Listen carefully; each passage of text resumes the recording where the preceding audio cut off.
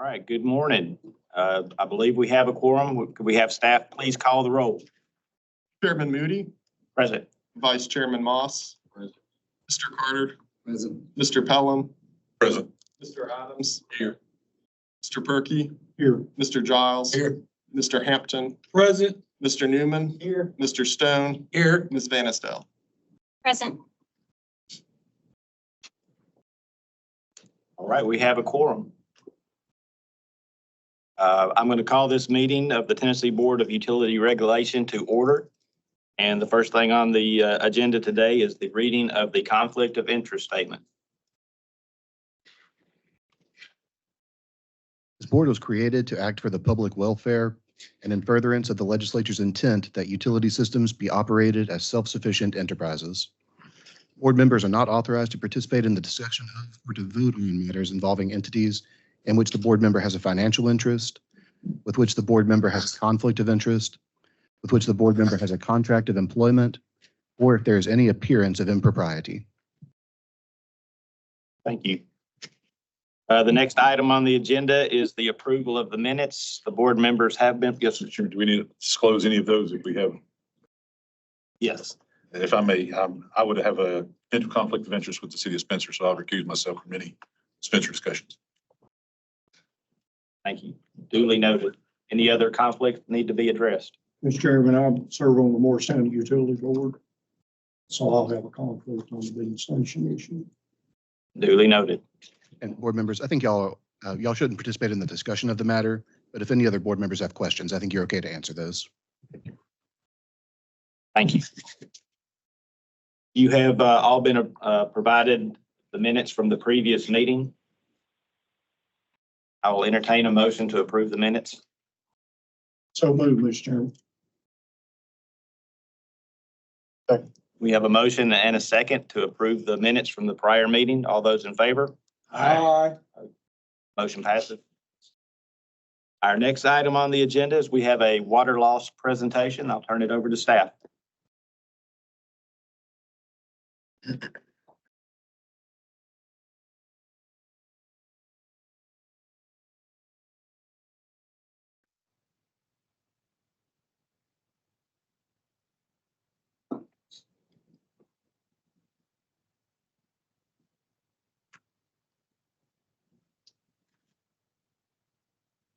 Good morning, board.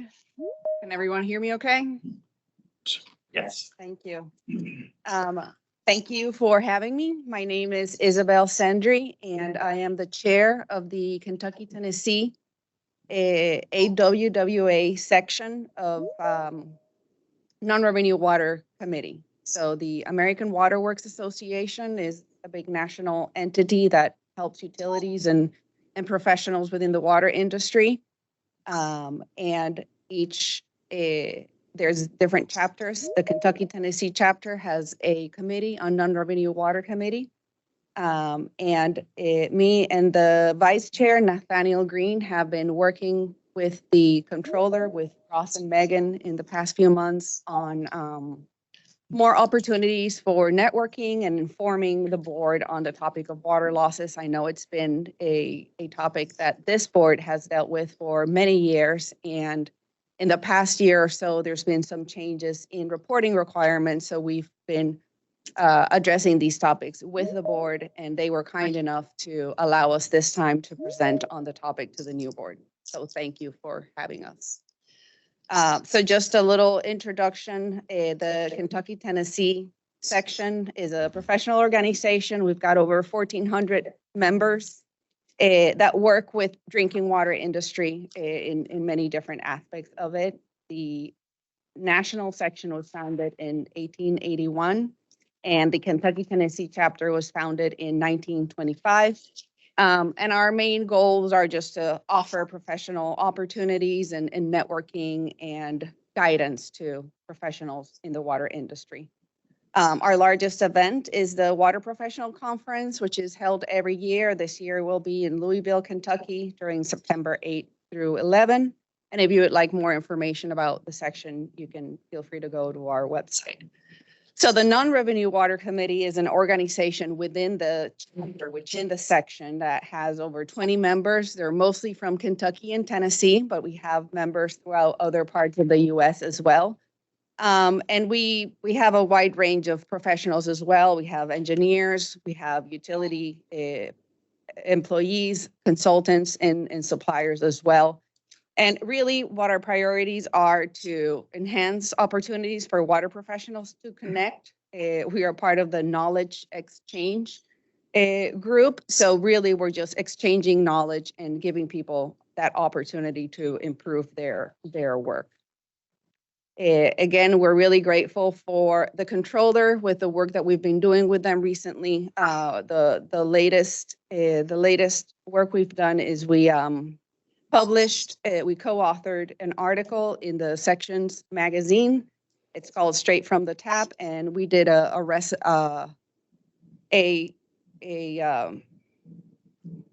summary on water loss legislation in Tennessee and kind of an outlook of what will be what to look for going forward. So a little bit of the background on Tennessee. I think that some of the members here might have been in the board before, and there might be a new member. So there's a little bit of mixture in terms of how much knowledge there is about us. But water loss regulation in Tennessee, at least in the recent history, was triggered in 2007 because a local utility kind of increased their rates in a drastic way. And then it was found out that utility was losing most of the water that they were producing. And that prompted the board at that point to want to look into this topic. And then following some action from the controller, the Tennessee legislation enacted legislation for water loss reported to be included with the state controller.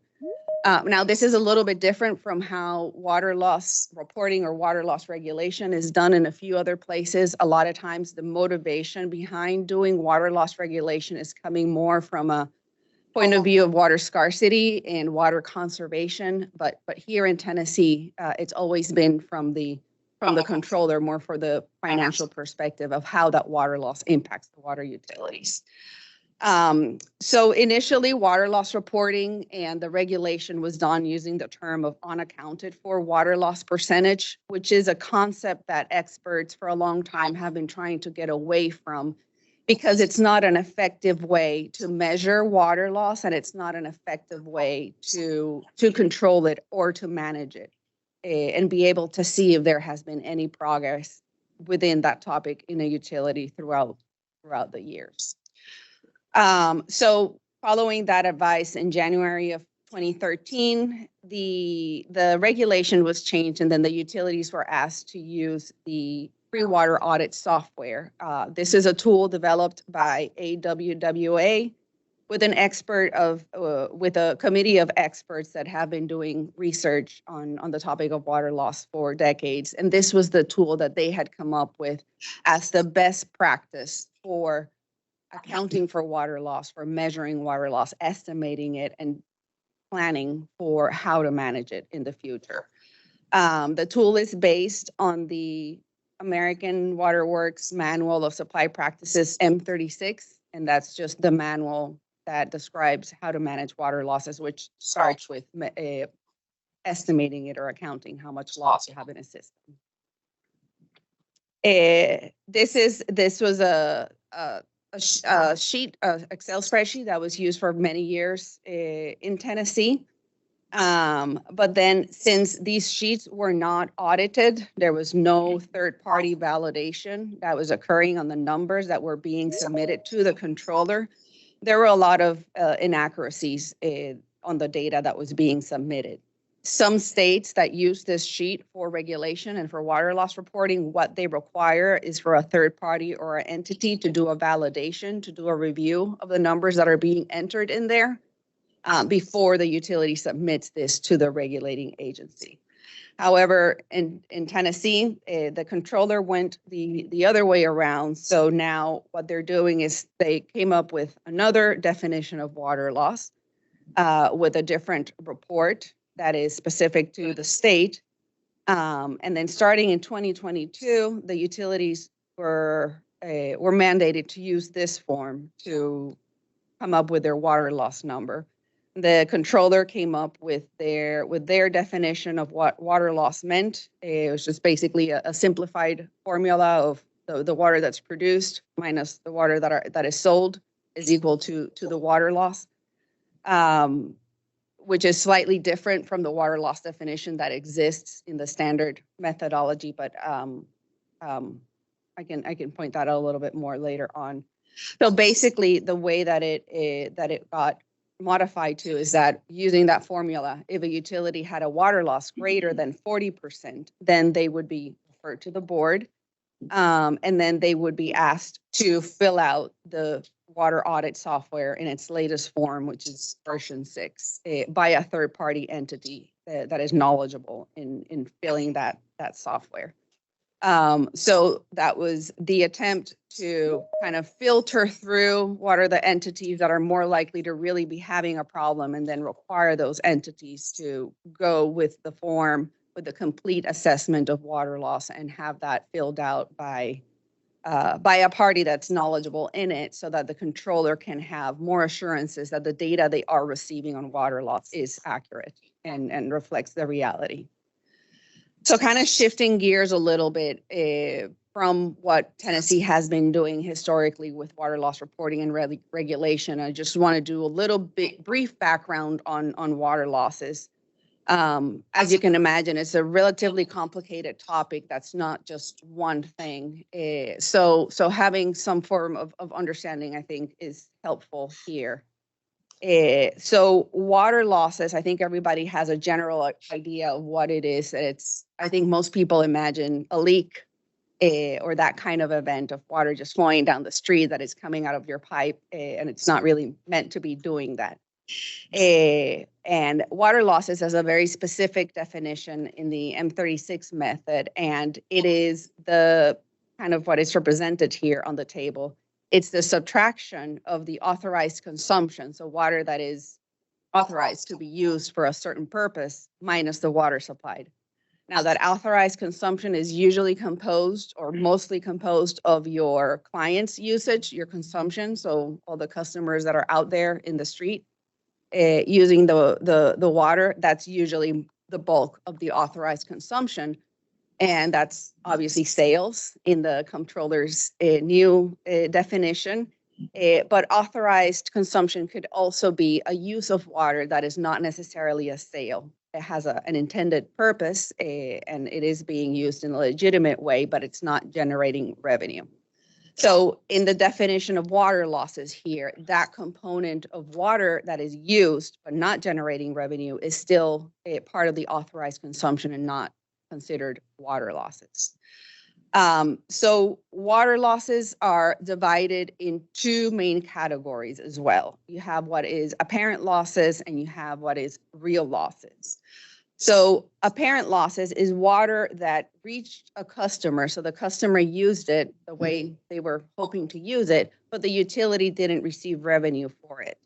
And different reasons for that is, whether it was a theft or unauthorized consumption, a customer bypassed a meter or tricked a meter or took water from the hydrant to fill up a tanker truck.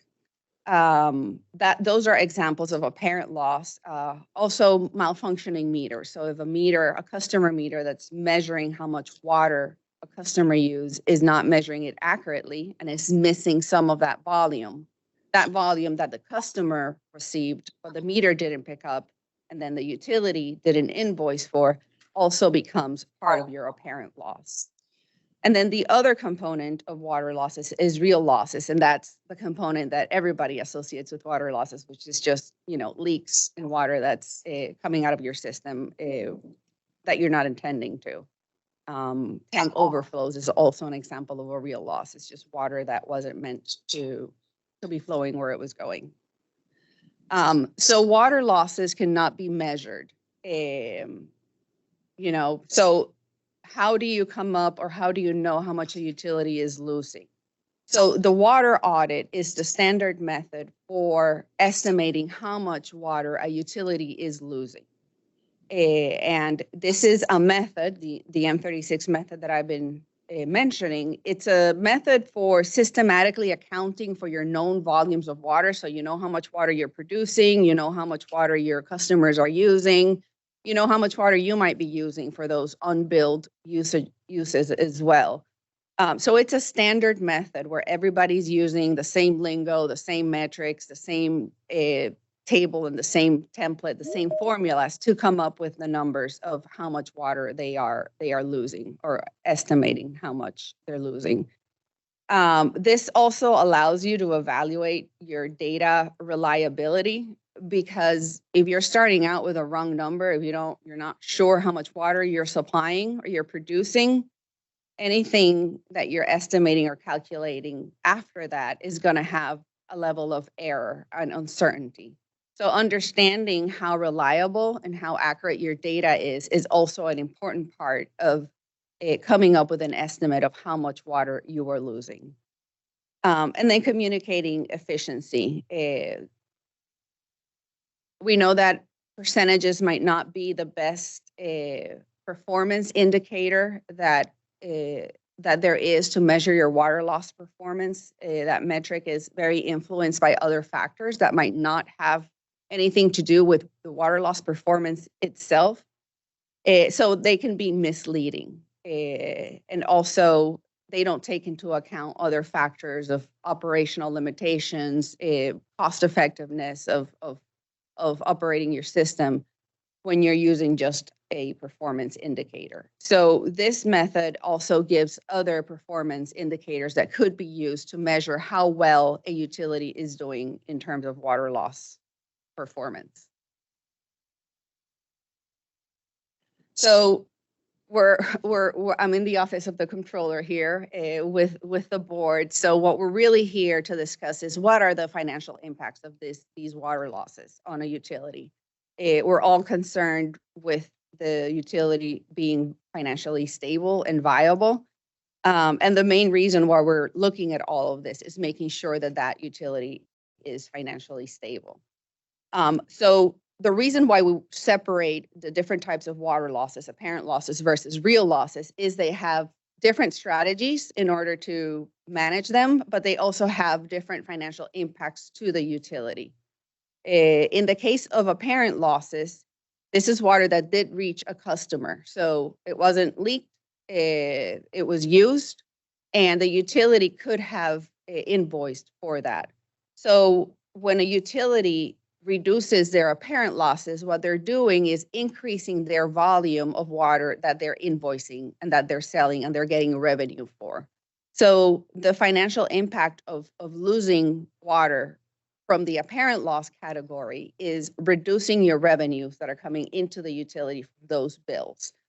And so there, the impact of increasing your or capturing more of your apparent losses will be a direct impact to your revenues, where you are invoicing more of that water that you are already serving.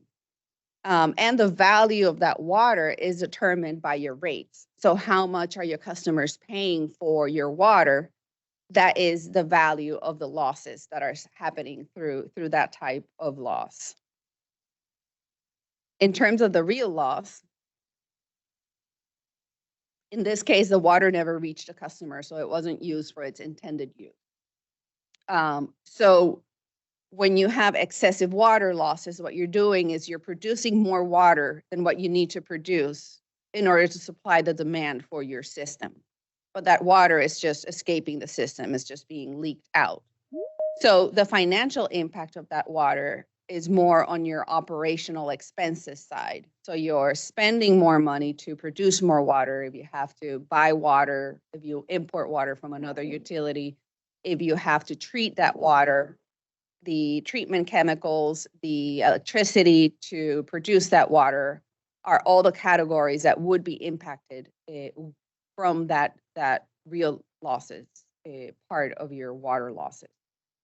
And also this can impact utilities that are near capacity. So if you have systems that can't match the growing demand that their system might have because of real losses, reducing those real losses is like generating new volume for them to be able to supply that growing demand.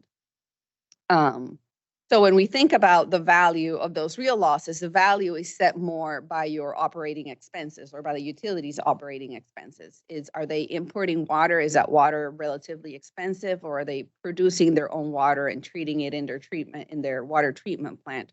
What are the expenses there? So a reduction in real losses and a reduction in leakage, what is going to do is reduce their operating expenses. So that's the main difference there between those two categories, and why it's so important to separate them out. So going back to the tool, there's the Excel tool that Tennessee used in the past for reporting. There's a newer version that was published in December of 2020. It's basically doing that water balance. That is the recommended practice for calculating how much your system is losing and how much of it is apparent, how much of it is real. It also has some entries in there where you can assign the value to those real losses, and you could get an annual estimate of the revenue that you're losing due to apparent losses, or the operating expenses that you're overspending because of the leakage that is happening in your system.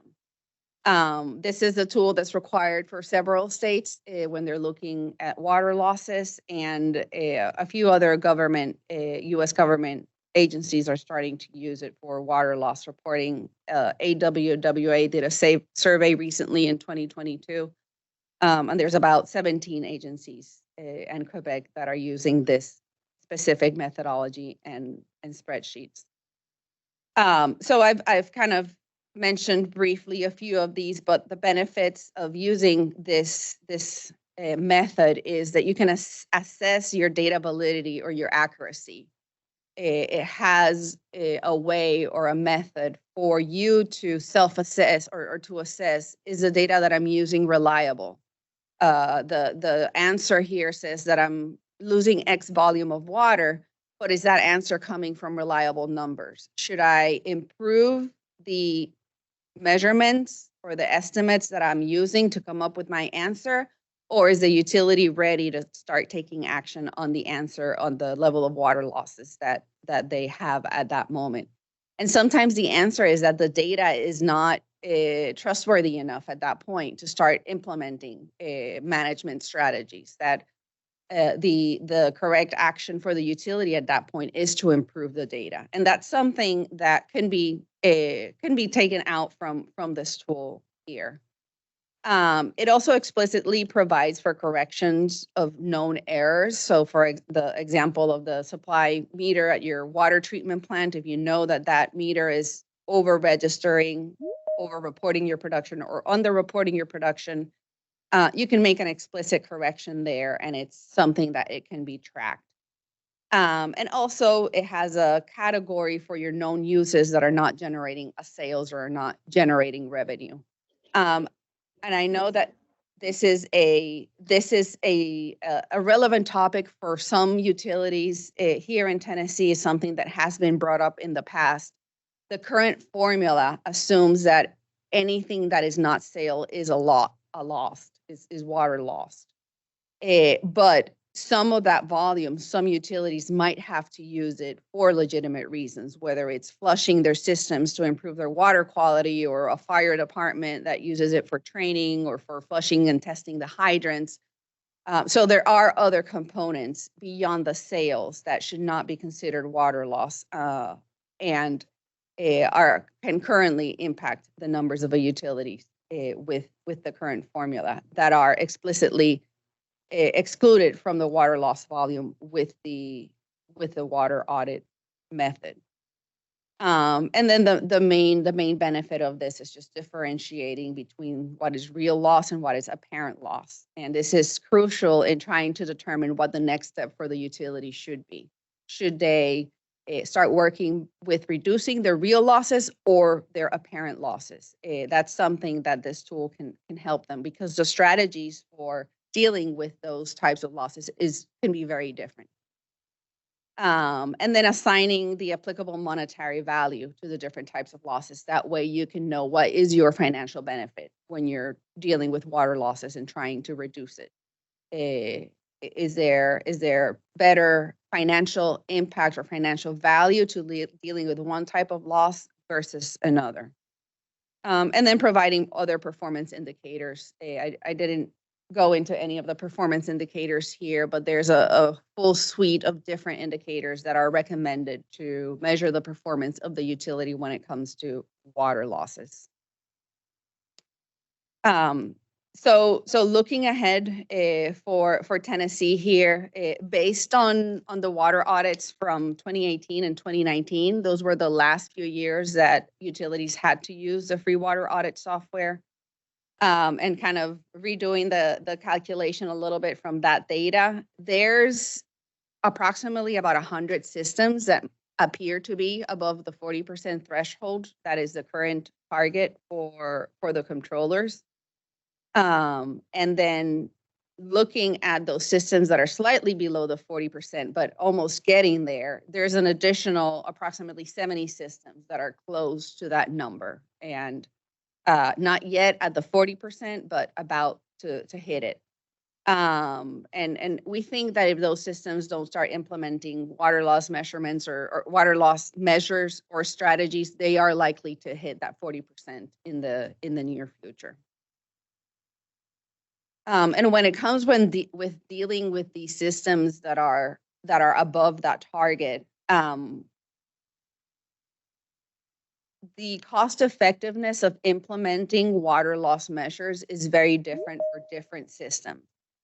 Having that 40% target number, might be helpful for one system, but not for other systems. There are some systems that it might be very difficult to go below that 40%, even after implementing all the best practices and is spending a lot of money and doing a lot of capital improvements. And there are other systems where it might be convenient for them to be below that 40%. It's really something that should be taken more on a case-by-case basis, and it's going to depend on the utility-specific situations. What is the age of the system? Are they buying all of their water and importing it, or are they producing their own water? There's a whole host of different operational conditions that will define what the best strategy or level for that utility is. And in general terms, systems should be evaluating the cost effectiveness of any water loss measure before implementing them. Is it really going to have a financial benefit to the system to implement this measure? And this tool here is the expert's best approach at trying to help systems with going through that thought process of, first of all, how much are we losing? Is that a good estimate? Is that an estimate we can improve? What's the value? What's the financial impact to the system with what we're losing? And then what should be the next step, and how should we work with this? So that is all I had. Thank you so much. If there's any questions, if they allow it, I'll be glad to answer. If not, you can reach out later on. All right, Eugene Hampton, just want to know, I know your section is Kentucky and Tennessee. In comparison to, looking at Kentucky and Tennessee compared to the other sections in the country, is this your division water loss in Kentucky and Tennessee lower than the other sections of AWWA? You mean in terms of water loss levels? Levels, like if you're saying, oh, well, Tennessee and Kentucky are at this level, but we'll call it South Dakota and North Dakota, they are higher. Is it, or everyone, do you see like the trend is tending to be across the country is about the same? At the section level, I know, CDs could be different and states could be different. I don't think there has been a section level measurement of water loss. Okay. So for example, Kentucky doesn't use or hasn't used this tool. So there's no way for us to know how much water loss is really happening in Kentucky. We know that Georgia uses this tool. They have been using it for many years now. So that's something that could be looked at and compared against Georgia. California is also using this tool and has been for several years, and there are numbers and the water losses in California. Colorado has a voluntary program, so systems who want to participate in this, go ahead and do it and submit their numbers. But I don't think, there's not a chapter or a section level number that we could say and compare against. It's more a utility level. Right. Thank you. And not all sections have a water loss control committee. We know that that's something in the works with a few of them. I'm Candace Madison with Harriman Utility. We're a municipal water system.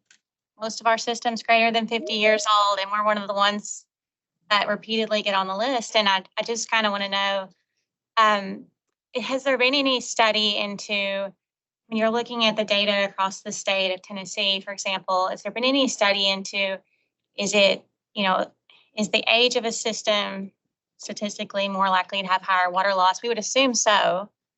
A lot of times your municipal systems are the oldest ones, and they tend to have more asbestos and galvanized and all these leaky pipes in the ground that are really, really expensive to fix. It doesn't, I think my point is some systems are going to find themselves on this list every single year for the next 2 decades. And I wonder, are we committing resources to try to determine what's the best way to attack it and give them some advice? Because it's one thing to measure it, but it's a whole nother thing to actually,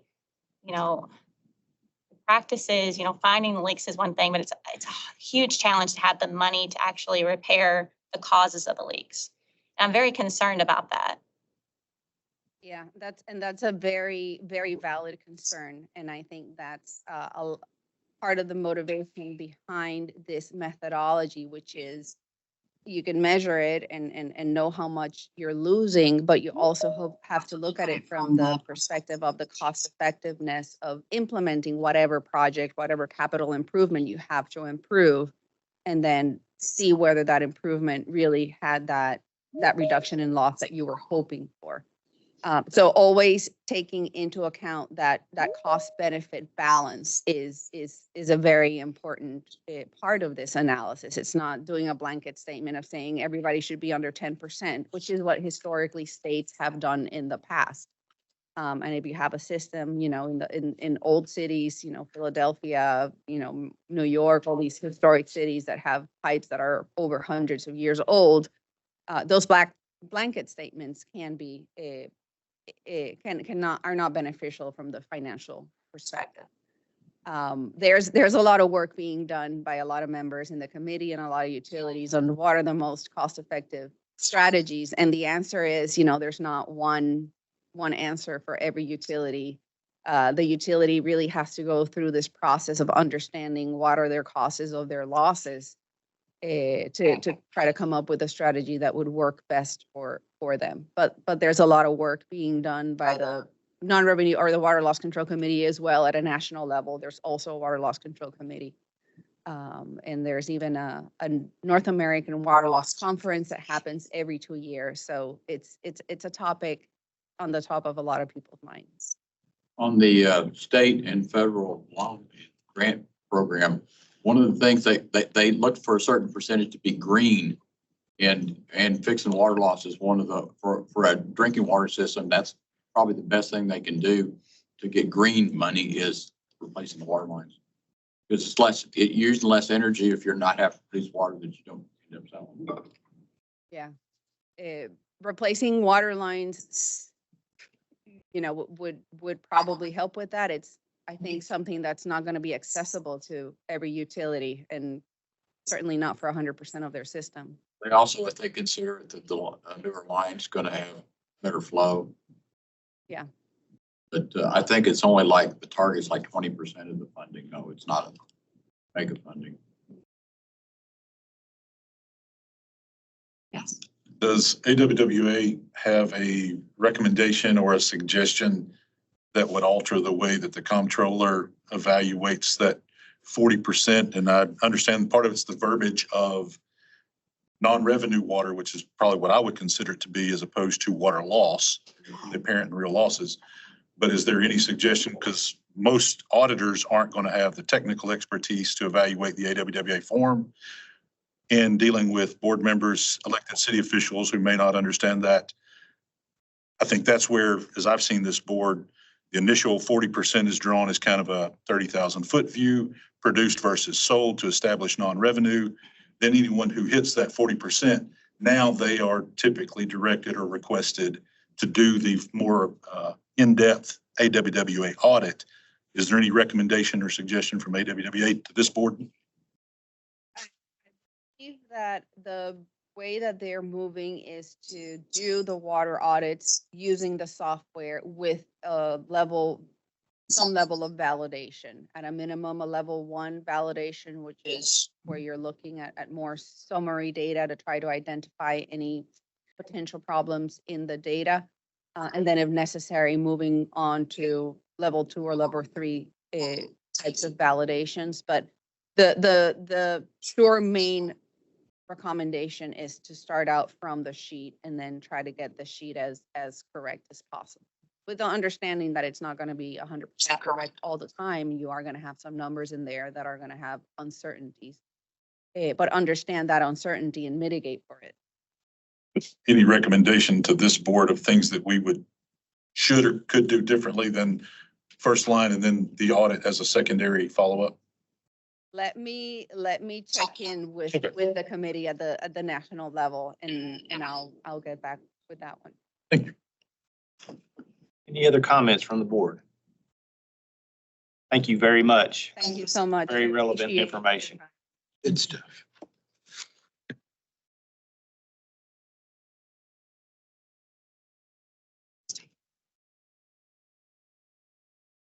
This board allows an opportunity for public comments, and I believe we are moving to that part of the agenda right now. Yeah, so board, there is a note that you may have seen in here. It's page 3. This comes from Miss Melanie Lawson. I do understand that she's in attendance today. She had a few items that she wanted to address about her utility district, Ocoee. And so I believe she's available this morning. Yeah, if you want to come on up here. We're going to give Melanie a couple minutes here to just kind of give some thoughts and ask questions as needed.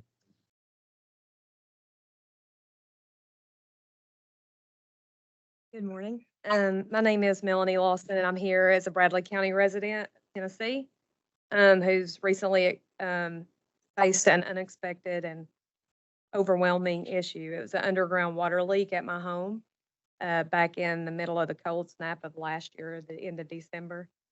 I understand and appreciate the complexities of managing a utility company and the importance and policies to ensure their effective operations. After receiving my bill, I went to Ocoee Utilities, several meetings there. I went to a couple of county commission meetings to try to get something resolved to no avail.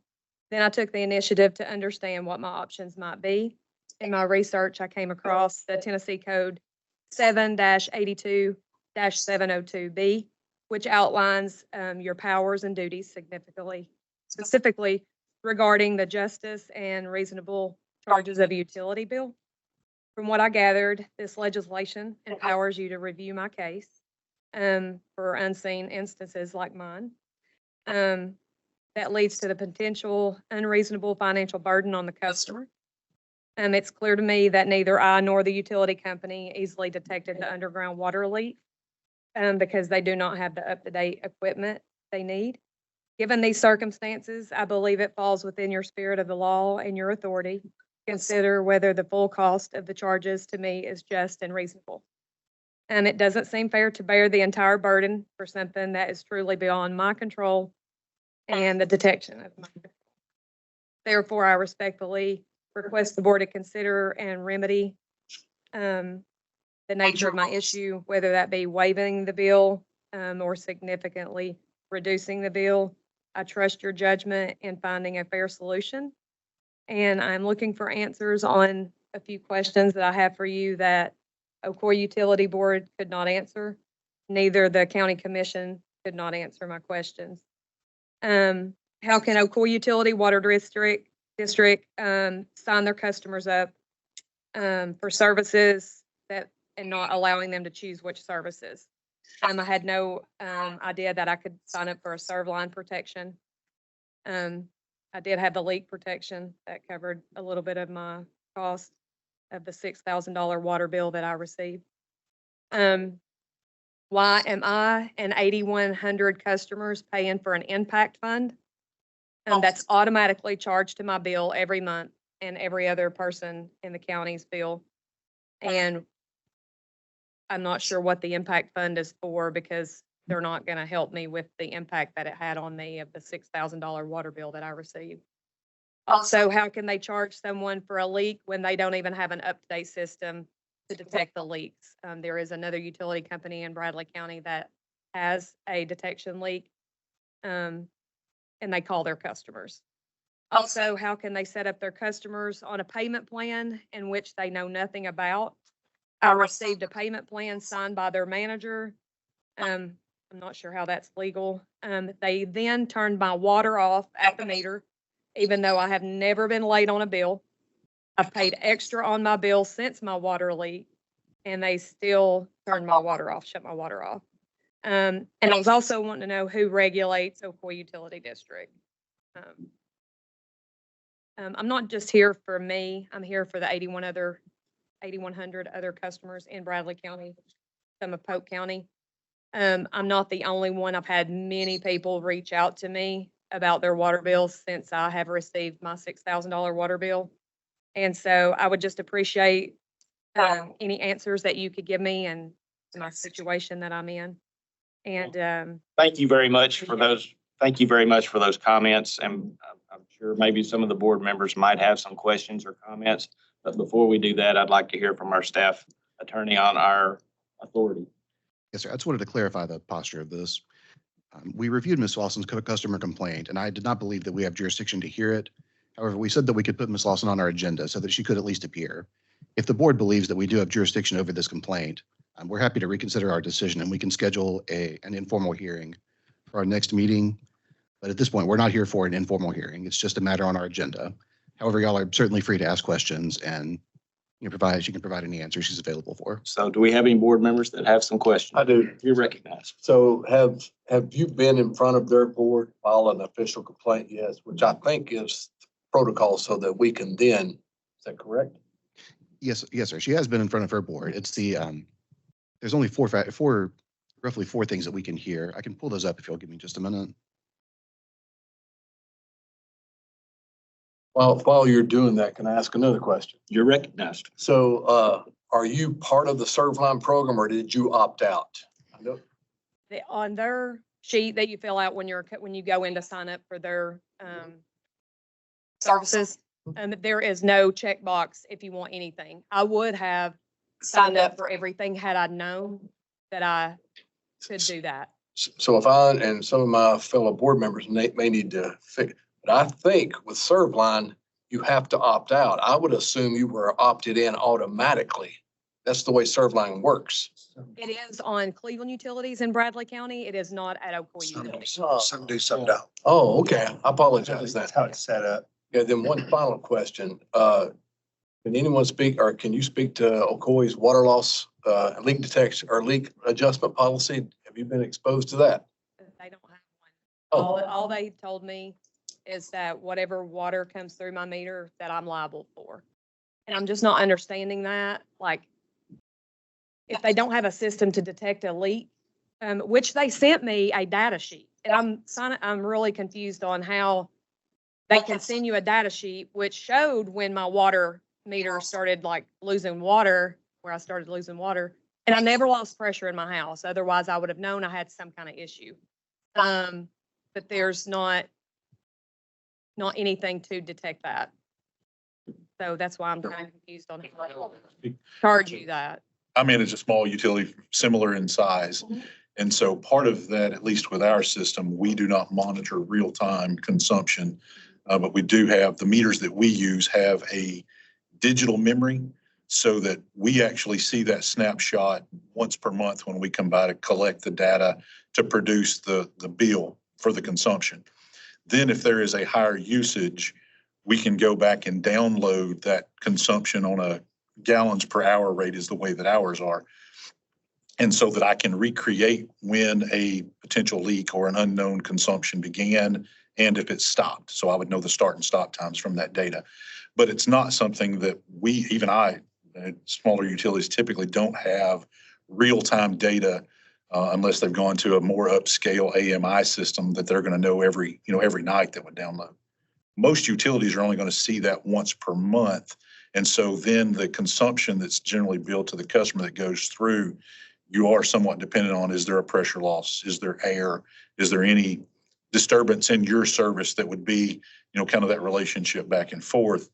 But I think as Bruce asked, most do have some type of leak adjustment policy for those unseen, unknown issues that arise to try to get back maybe to a wholesale value of the water that was unused as opposed to the quote unquote retail, the actual billing rate that you would have for the consumption of the bills. With the amount And that'd be, sorry, and that's where the question about whether they have a leak adjustment policy or not. The amount that they said that went through my meter. Sorry, I would have been floating down my road like Noah's Ark. Like they said, I used almost 700,000 gallons of water. I just don't know how that's possible, and I didn't even notice. As an engineer, I will explain that there's 1,440 minutes in a day. And so if you take just a small service line, 3/4 inch, if it's got reasonable pressure, can actually pass 20 to 25 gallons a minute. And so you can begin to take that up, and with Tennessee karst topography, gravel, water is going to find that low spot. And I've seen hundreds of thousands of gallons disappear and never make a wet spot. And it is very possible in our geology to do that. But usually one to that magnitude, there is some indication to the customer, lower pressure than usual, air, discoloration, something of that nature. So on your utility company, you do like a service charge of like, where you do like a discounted rate of some sort? Our utility has that. Smaller utility companies like that It's an internal utility policy that our board adopted there. And so it's a policy that we have the authority to do. And we establish, but once again, that is entity by entity. Typically, I don't know that that's governed by this board's authority to dictate that to another Ocoee or to Warren County where I manage. Mr. Perkey, you're recognized. Thank you, Mr. Chairman. Ms. Lawson, how did you stop the leak? actually, they said they read my meter, and they have an AMR system where they do a drive-by. So they drove by on January the 27th. They said they read my meter. But they didn't shut my water off till February the 2nd. And that's another $1,082 they're trying to charge me for from the 27th, where they supposedly read the meter, to February 2nd when they actually shut it off. They actually notified me, called me, and said I have a water leak and they're shutting my water off. I was like, okay. So I didn't know, and she said it was significant. So I literally left work, went home, because I was thinking maybe a pipe busted in my house or something. I didn't realize that it had been going on that long. Mr. Newman, you're recognized. Yeah, you may have kind of answered that question, but so the data they had, how long did the leak occur? I know you got the 27th, they found it, They found it on the 27th up until they shut it off on February the 2nd. but their data wouldn't show you when the increase in demand, they don't It have. was in December. I've got a data. So it's 2 months, about 2 months. Okay, thank you. Ms. Vanisdale, you're recognized. Did you ask the utility to test your meter? To test it? Yeah. I haven't. Send it off for testing to see if there's anything wrong with it. One of the county commission members asked that question to Mr. Lawson when he was there. There was no relation to him. While he was at the county commission meeting that day, and he said they're fine. I'm not sure if they ever tested it, to be honest. It probably it's probably fine if they've got that data that shows you that daily or hourly usage. It's probably nothing wrong with the meter. I was just curious if you had that done. I'll speak, different utilities have different ways. We have, at our utility, we're a city-owned utility, we have a leak adjustment policy. We used to do Servline. We're one of the few that got rid of Servline and went back to just handling it internally. If I hear you correctly, you believe that they have their leak adjustment policy is through Servline. You just weren't offered Servline. I was on the leak protection, which I didn't even know I had that. So that's There's nothing on there when you sign up for their utility company stating you want this, this, or this, either the serve line, impact fund, and I'm not sure what the impact fund is, if anybody can answer that question. It's like $1 to $2, but it's 8,100 customers paying that every month. Supposedly for overwhelming water loss, bills like I had, but they're not gonna help me with that, and I'm not sure. Partly, that's not the definition of an impact fee. Well, I don't know about, cities and counties, some charge impact fees, but I didn't know how they can charge that to your bill without having you sign on. They have to pay annual maintenance fee to the Future capital improvements for water loss. and that could be based on that. I don't know. All right, before we go forward with discussion, I believe Seth has that information for us. Yes, the main areas that we can hear a customer complaint, if they question the justness and reasonableness of a utility system's rates, fees, or charges, the justness and reasonableness of a utility system's requirement that a customer or developer build infrastructure or fixtures to be dedicated to the utility system, the failure of a utility system to adopt and enforce policies or rules necessary for the efficient and financially responsible operation of the utility system, including policies regarding ethics or financial controls, or for water loss, water leak adjustment, purchasing, or other industry standard policies, or the inadequacy of a utility system's policies regarding ethics or financial controls, or for water loss, water leak adjustment, purchasing, or other industry standard policies. Can you read that third again, please? It's the failure of a utility system to adopt and enforce policies or rules necessary for the efficient and financially responsible operation of the utility system, including policies regarding ethics or financial controls, or for water loss, water leak adjustment, purchasing, or other industry standard policies. Thank you. And I'm not saying I didn't have a water leak. I'm not asking to relieve the whole financial burden. I'm just here for me and the other people of the county that I live in. Board members? Mr. Chairman, would it be appropriate to at least direct or request staff to solicit whatever the policies are that OCOE, I mean, have the authority to enact, but produce those for staff's review on leak adjustment and any of the sign up and serve line? Ben? I did want to make one note, and just so I'm understanding correct, with the serve line, you were automatically signed up for that upon, For the leak. Protection, not the serve line. okay, so you're automatically signed, and that was The maintenance from the meter of the house. 2,500 that you were offered. Yeah. That was automatically, and that would be considered part of their leak protection policy, correct? No, the leak protection, what they told me, the leak protection is just for the water loss. The serve line is like the meter that goes from the road to my home. That's the serve line. And they said that would have covered the other part of my costs, which I didn't even know anything about.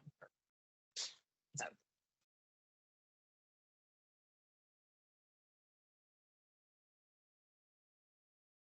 Anthony? I guess from my experience with that, there's normally two parts that I've seen, and I don't participate in serve line and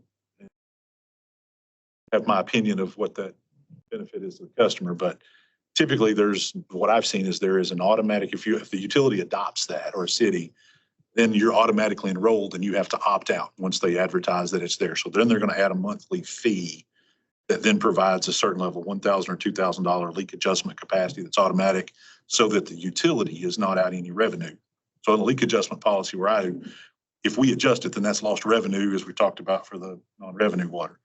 Then there is a second private portion. It's almost like an insurance policy that I've seen, is the way I describe it, from the meter to the home, which is the customer's responsibility for the plumbing side. And those I've seen have been opt-in. So they advertise and say, hey, our customers, you can sign up with this third-party provider of protection for that plumbing and loss from the meter to the home, because it's not municipally owned. And that's what I've seen. I certainly understand the circumstances. From my experience, a lot of those policies are dictated from that local utility or that local utility board. Just pulling up their audit, it says the Board of Commissioners, and I don't know these people, Mr. Sean Willis, Mr. Ed Howard, Mr. Ryan Ulrich. So that should be the three people at the utility board level who should be establishing these policies to management staff of the utility district. Mr. Chairman, I would move to authorize staff to inquire as to what policies OCOE Utility District has report those to staff for evaluation. Unless Seth corrects me legally. Am I recognized? You're recognized.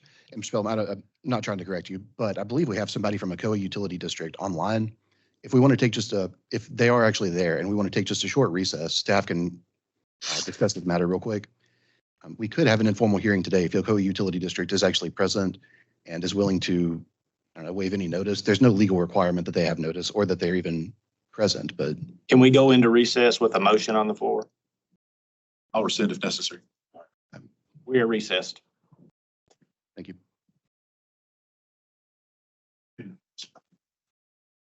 As far as the logistics of the hearing, I think a way that we can handle this, we can take, the board could take any other testimony from Ms. Lawson. Ms. Lawson has submitted some documentation to us, and we can provide that to the board for the hearing. And she's welcome to submit any other documentation. I would also, if Ms. Lawson doesn't want to come back to that, I'd ask that y'all recommend, or at least to give her explicit permission to appear online when the informal hearing is scheduled. There's someone from a COA utility district that's showing online on our meeting. We don't know who that is or if they're available to testify. We tried calling people from a COA and they didn't answer. So before the next hearing, we would reach out to a COA to give them an opportunity to provide any information. If there's specific information, like Mr. Pelham mentioned, we can of course try to collect that explicitly. But otherwise, we could just provide them the opportunity to provide information. And then at the next hearing, they could also appear and offer any testimony. And then as far as scheduling the informal hearing, we would schedule that for our next meeting. If there is somebody from a COA online, I don't see any reason we couldn't add that to our agenda and hear that perhaps after lunch. Whenever the board. I suggest for give them opportunity. Do we have a motion? I'll make that motion to defer any type of hearing until another time. And direct staff to collect any type of pertinent information the utility may have reflecting this issue. All right, we have a motion and a second to ask staff to further investigate, gather information, allow the opportunity for the utility to provide information and schedule a hearing if necessary. Before y'all make the motion, Mr. Adams, would you include in our motion basically adopting my recommendations for Yeah. logistics and allowing Ms. Lawson and the district to appear online? Yes. Yeah. Is there any other discussion, Anthony? Just one question. In the case with Ms. Lawson, since they have already applied that bill, is there an authority to stay that difference pending that, or by their policies, I know that she would have to continue to pay that, or she would be subject to termination of service for non-payment. Does this board have authority to request or direct staying that delta until after that hearing? I don't know that we do, but I'm just asking. I'm inclined to say that we do. The limits of our authority, statutorily, they're pretty broad. I would advise that we not use that. You got me one moment. By the time my question, by the time we would have the board meeting, if she's paying a pro rata portion, then she's already going to be out of pocket all that money during that time, depending on. You just asked them to stay everything until we have the hearing. And so we have the authority we can exercise all the powers and take all actions necessary, proper, or convenient for the accomplishment of the purposes enumerated in this part, which includes the informal hearings. I think we likely do have the authority to order them to stay any further payments or penalties. Y'all would have to help me with the language there. I just don't know. What I would say language. any further past due payments as per their leak bill. Yeah, let's resolve. Yeah. Sorry, next hearing. All right, can we get a clean motion so that we all understand exactly what we're moving to? I think I can do that. Okay, I'll make a motion that we defer any action towards a formal or informal hearing until a later date, which should provide sufficient time for staff to conduct sales recommendations and for the utility to provide any type of information they have pertinent to leaks or the specific situation. And also that the utility stay any further action as far as penalties or cutoffs until the hearing has been conducted. Is that clear? And include council's recommendations. That's what I was talking about. It says yes. We have a second. Second. Do we have any further discussion? We have a motion and a second to adopt that motion. All those in favor? Aye. Opposed? Motion carries. All right, board. Well, we're kind of going to jump into more of our topics that we typically see. The first thing we're going to hop into today is the water loss. This is going along with our wonderful presentation this morning. But we had several entities here after filling out their annual information report. Y'all know the deal. They're reporting over 40% water loss. So we've got the recommendation. You can see the entities. We've got Clear Fork, Clinton, Linville, Mason, Co-EUD, as we just discussed, NIDA, Perryville, Ridgely, and Spring City. And so what we're asking is, or what we're recommending is by May 31st, these entities should engage with a third-party contract to get this AWWA version 6.0 filled out by July 31st to have that thing completed. And again, we've got language in there. If they fail to comply with any directive of the order, they should be prohibited from issuing debt or receiving grants. And so that is one thing I did want to point out. We do have that authority statutorily. That's a new one that we have not used in a recommendation before, but we did want to make mention of it. So, Chairman, I have one question. Mr. Pelham. Will that restriction on issuing debt and grants impact the very tight timelines that many of us are facing with TDEC ARP dollars? It would as drafted. I don't believe we would consider that an emergency. Okay. Mr. Chairman. Ben, how long has this been due? They've all failed to submit to engage. How long have these requirements been in place? So we started reaching out to these folks last fall. We asked originally for them to fill these out and have them done by December 31st. Okay. Thank you. Mr. Chairman, I move that we accept staff recommendation. Second. All right, we have a motion and a second to accept staff recommendations. Any other comments? None being, all those in favor? Opposed, motion carries. All right. Well, moving right along, we have the update cycle. There's not any required action here, but we did want to make note that the following entities, they've complied with board directives to remedy their financial distress. We're going to continue to monitor them. We'll be looking at their audits, seeing where they stand. But you see Bulls Gap, Gleason, Hornsby, Leoma, Quebec Walling, Rutherford, and Tiptonville. So no update there. Does anybody, I mean, was there any questions about those or? I think it's quick update there. All right, so financial distress release. We've got several this time, which is always good to see.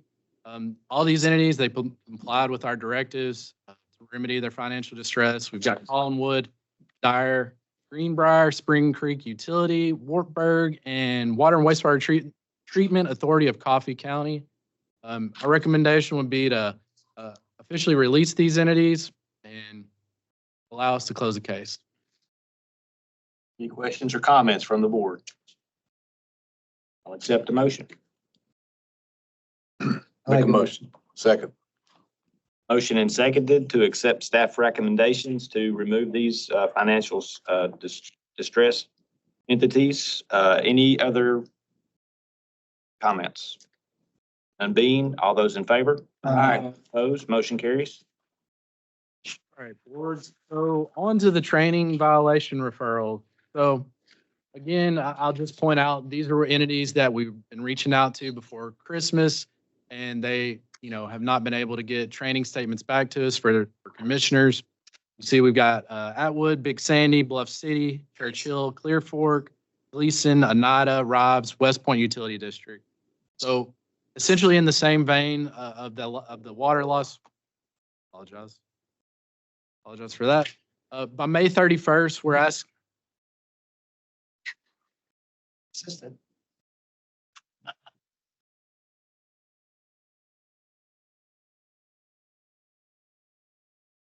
I need to change the do not disturb here.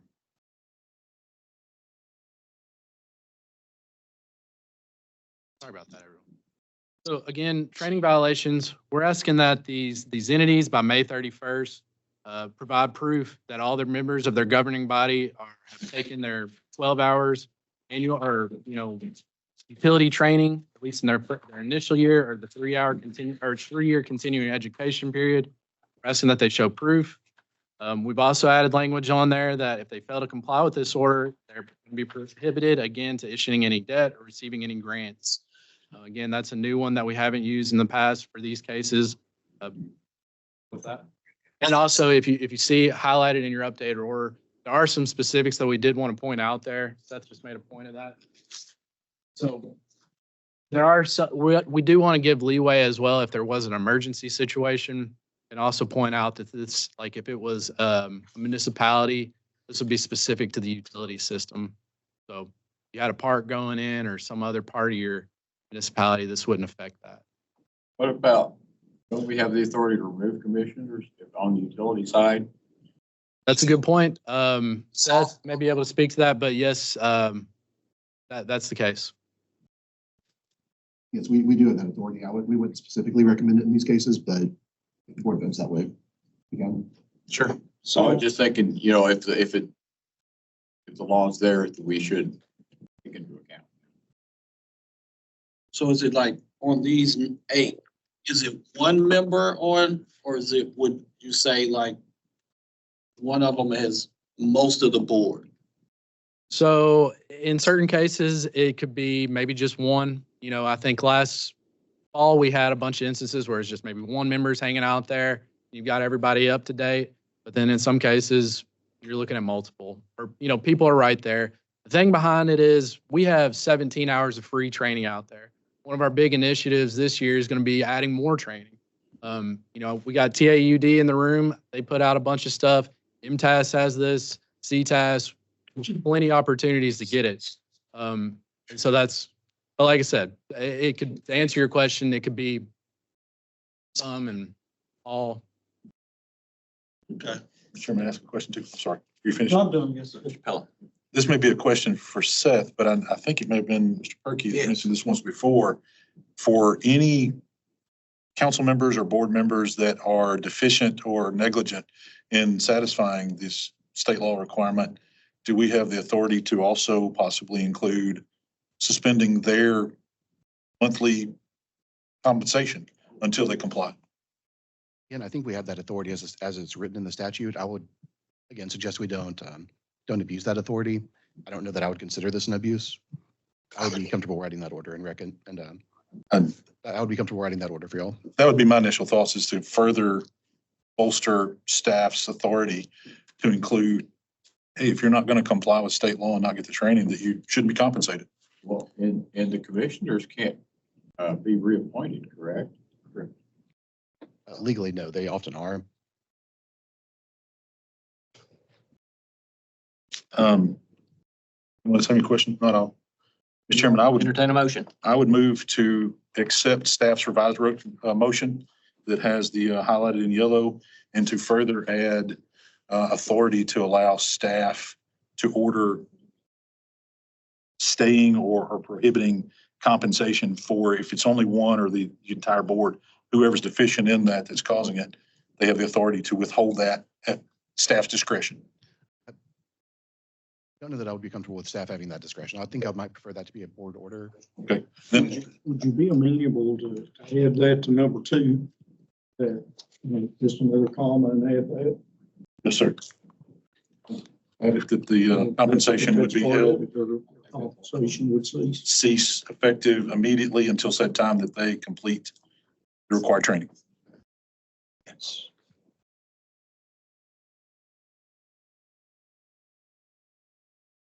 So That would be my motion.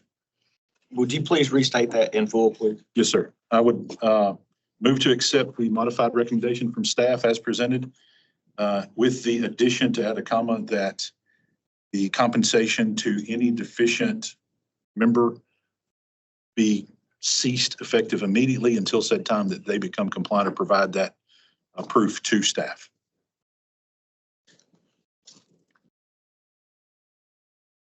Immediately.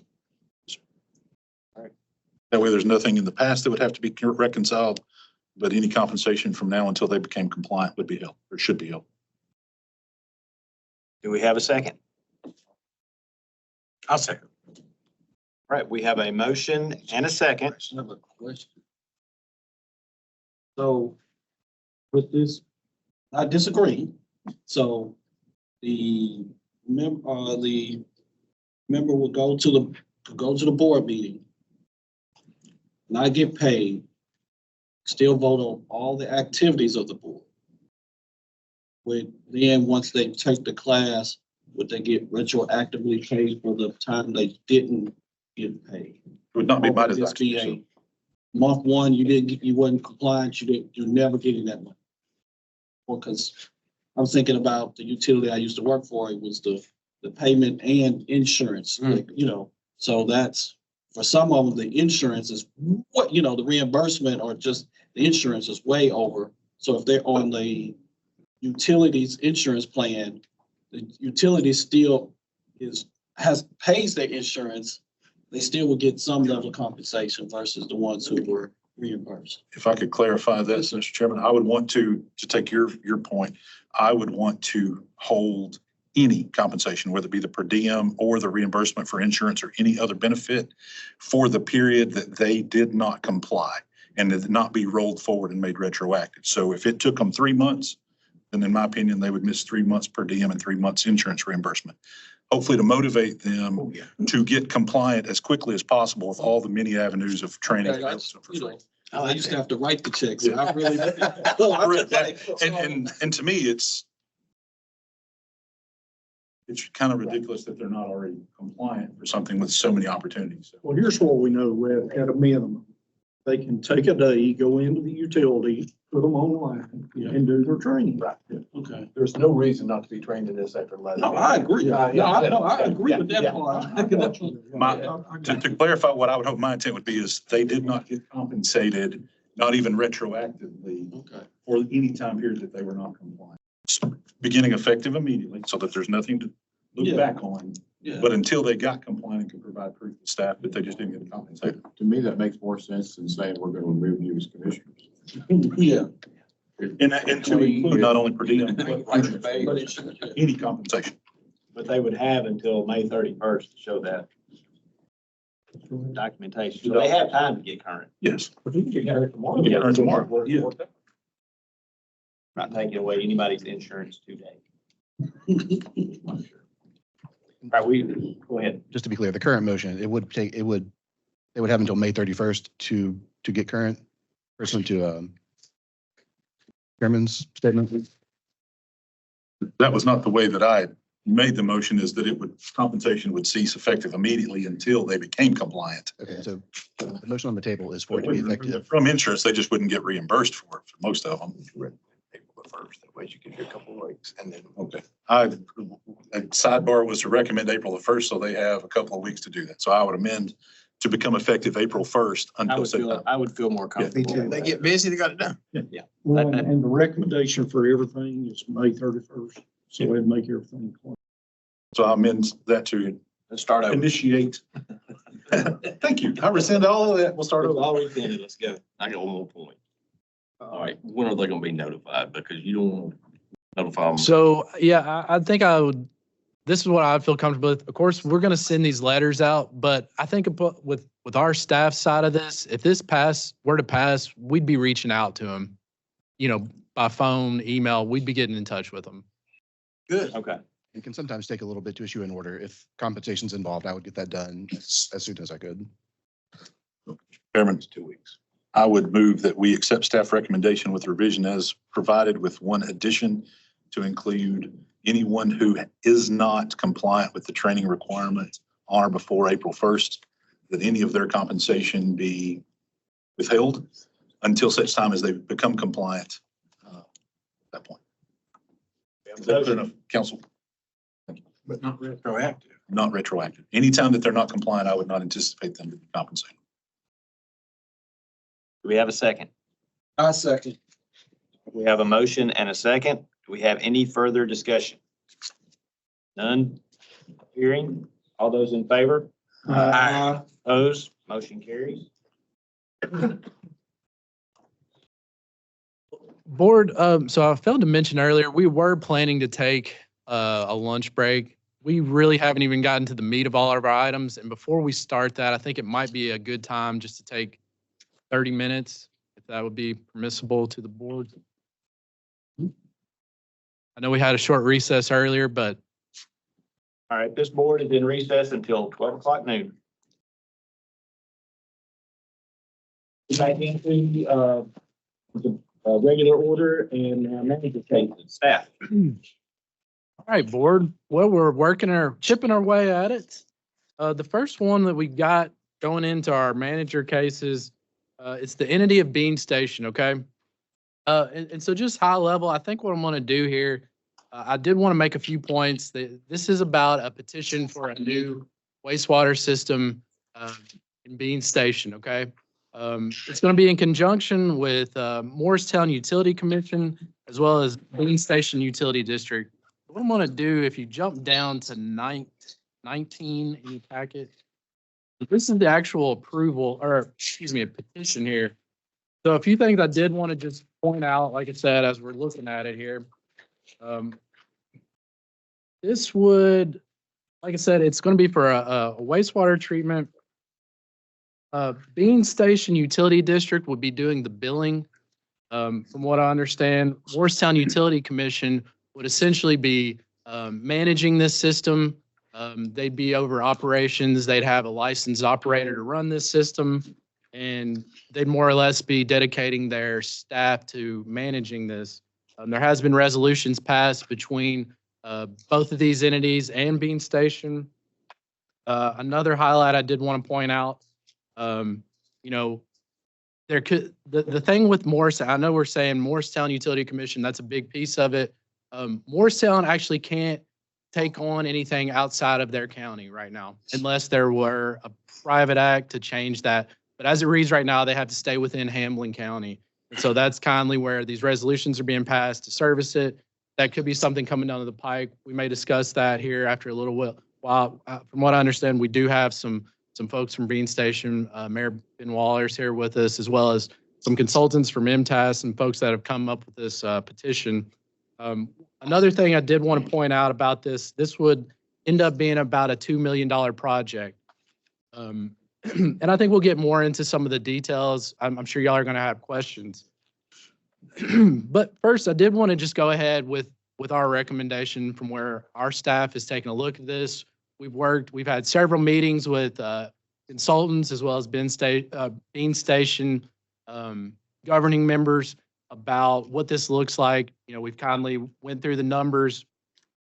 One of the things that we do have a concern about is, a proposal. There is, you want to make sure you've got customers to ensure that you have revenue. Okay, we can guess, and I think there is certain questions that we have. What if some of that customer account doesn't actually show up? So that's one of the things that we have concerns about, and that's written, in our recommendation. Along with that, we do see, as it's written right now, projections do indicate enough revenue to sufficiently run this. They're going to have rates that would make it feasible. It's just, there's a lot of things to consider with this. With that, we didn't, when I say recommendation, we really wanted it to turn into more of a discussion amongst the board. There's just a lot of variables. I think we're going to have to, maybe ask some questions. I hope y'all have maybe read through this and have some thoughts today. But either way, we just kindly wanted to turn it over. Like I said, what I'd like to do is bring up some of the folks from Bean Station this afternoon, and I'm sure the board has questions. If that's permissible, I'd like to see that we. Please proceed. Mayor Waller and staff from, yeah.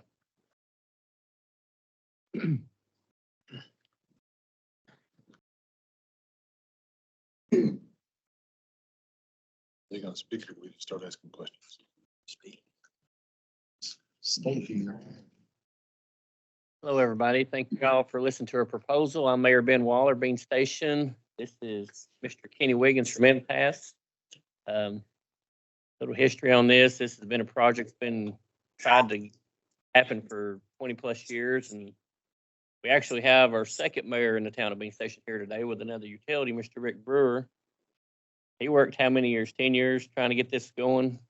And I think right now is the best chance we've ever had. And we're happy to answer any questions, but it's Mr. Kenny. He's I just a couple of thoughts, and I've shared with a couple of you. My first meeting with Mayor Waller, which was, I think, December of 22. A couple of things I said was, one, why do you want to operate a wastewater utility if somebody else can do it? And we pointed out in the petition, and thanks to Ben too for including the summary that we put together late last week. This is a real quick aside, a thought I've had here. New utilities don't crop up very often.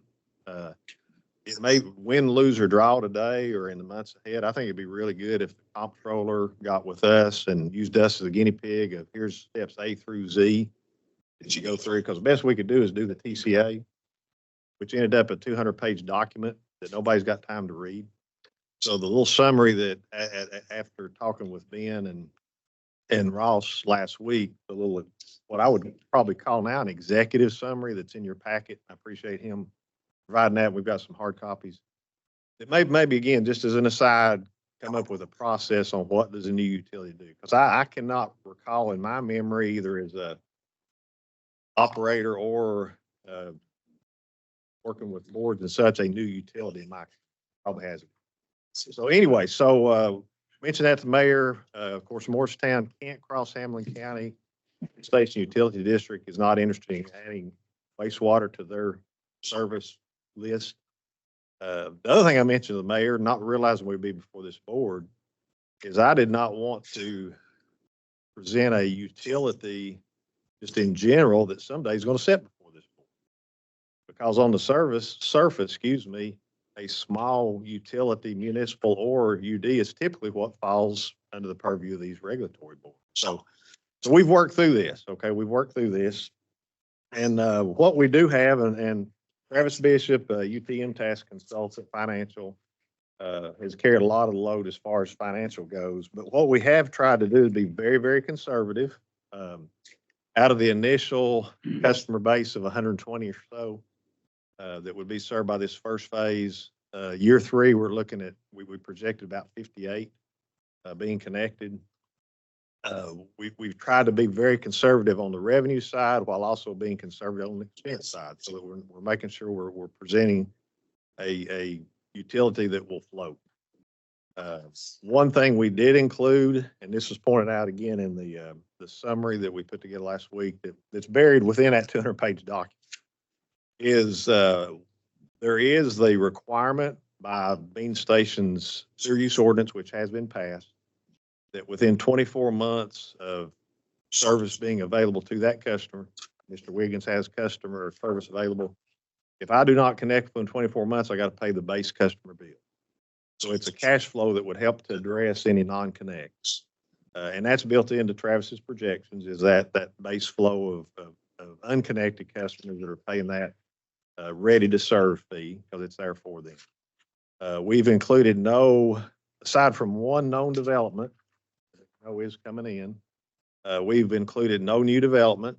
Do believe Bean Station is prime for new development, sitting right there on the banks of Cherokee Lake, or any redevelopment of those properties. So with that, I think we have been very conservative. And I would not want to be standing before you and presenting a utility I don't think will float. It's unfortunate that there is that Hamlin County wall, if you will, for Morristown, because otherwise this would just be, as Mr. Hall and Mr. Hatfield, the two consultants, have talked, this would just be a line extension in any other application, because there's no treatment involved for Bean Station. They're just going to be collecting it, pumping it. Morristown will be treating it, and the utility district will be providing billing data to the. That's a general overview. Again, we did the summary. If there's some specific questions or concerns that we can address, be more than happy to do that. Board members. All right. So your water is coming from the different utility than the sewage service will come from, correct? Yes, sir. It's Bean Station Utility will be providing the water. And they have and their reason for opting out is just because they didn't want it, or was it something more substantial? They didn't have any interest in being in the sewer business, I was told. Okay, and these, I know it's in here, so where's the sewage going now? We don't have sewage now. It's- So they just got pump, septic tanks? We do have septic tanks. And one last question. So your estimated sewage bill is $120 based on you're saying average 5,000 gallons. What is the average water bill for this area using this same 5,000 gallons? That would be a Travis question. Do you remember that we looked at that? I know that the utility district has mentioned that, but I do not, but they're charging me 5,000. I do not. And the reason I ask that because would the customers be able, we'll say that their bill is $40, you know, whatever it is. So with the customers you're looking, would they be able to, at the average, pay this without any heartburn?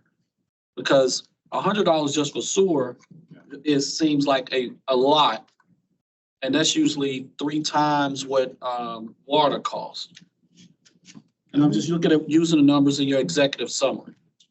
If you go to the last, not the last page 4 of the summary before you get to the enclosures, we've got a comparative table of either mostly regional utilities. You can see the 120. Now the 120 includes a $15 pump maintenance fee, which is very common for low pressure sewers.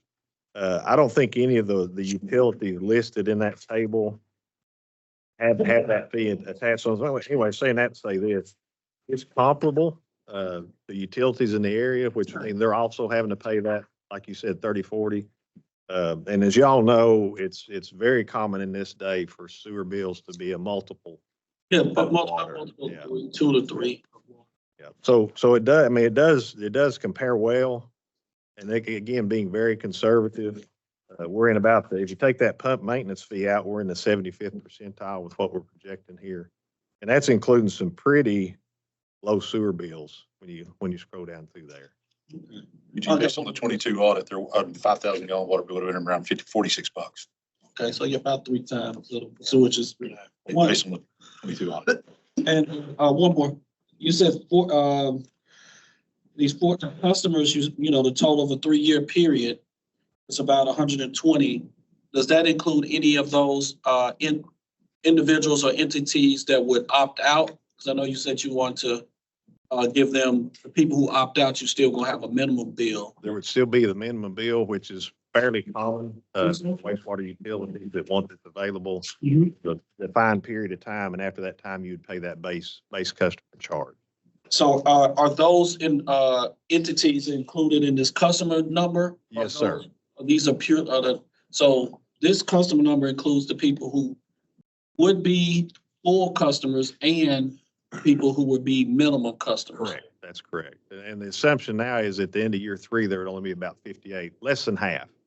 So 58 will actually be provided, your summary is saying 58 will actually be receiving service. And paying 120 will be the other, whatever number that is, 70, 60 something, would get the $30 charge. Correct. That's correct. That's that math we should be able to use. Absolutely. Too old for that. Yeah. 63. So will your gallon data comes from the water utility or? Yes, sir. It'll come from utility district. They'll provide, and that's what they do now with, Rutledge Utility. Rutledge has strictly a sewer utility. One time they talked about doing the billing, the complete billing, and then they decided, well, we just need to do what we do.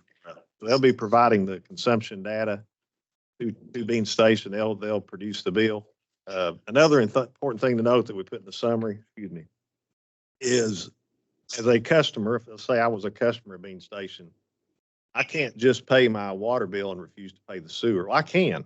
Let me take that back. I can, but the UD, Bean Station UD has agreed paid in full or water's disconnected. So there's if you don't pay your full bill, you decide I'm not going to pay my sewer bill, even that minimum bill. Once sewer is available, they would disconnect service until that payment. And that again, that's common when a utility is billing for more than one service. at Alcoa, I'm retired from Alcoa. I couldn't just pay my electric bill. If I didn't pay my water sewer, then all the utilities were disconnected. Candace is. Ms. Lansdale, you're recognized. Thank you, Mr. Chairman. Mayor, I just wanted to say, I think this is really ambitious and exciting for your town. And I commend you for going after this because I know it's a lot of work. A lot of work went into all the paperwork that we've received. And I just want to ask about, I'm not familiar with your town. Can you give us an idea of who these 120 customers are? Is it a mixture of residential and commercial? Are we talking a couple of larger customers? Are you thinking developments are going to happen? We do have a developer that's proposing some retail stores and one very big campground. It's got 192 customers is included in this first. And that's the only new one, Kansas, that we've included one. That's that one RV. And most of it, other than that, is residential. Is your motivation for doing this to allow your town to grow? Well, where we're located, like Kenny said, we're located on Cherokee Lake, and we're on two major highways, intersections, town of being stations on Highway 11W and 25E, which is free. The highly used road coming from Kentucky going south. And you don't have anything there for people to stop, so they go to Marsh. So I think it's got very good potential for retail.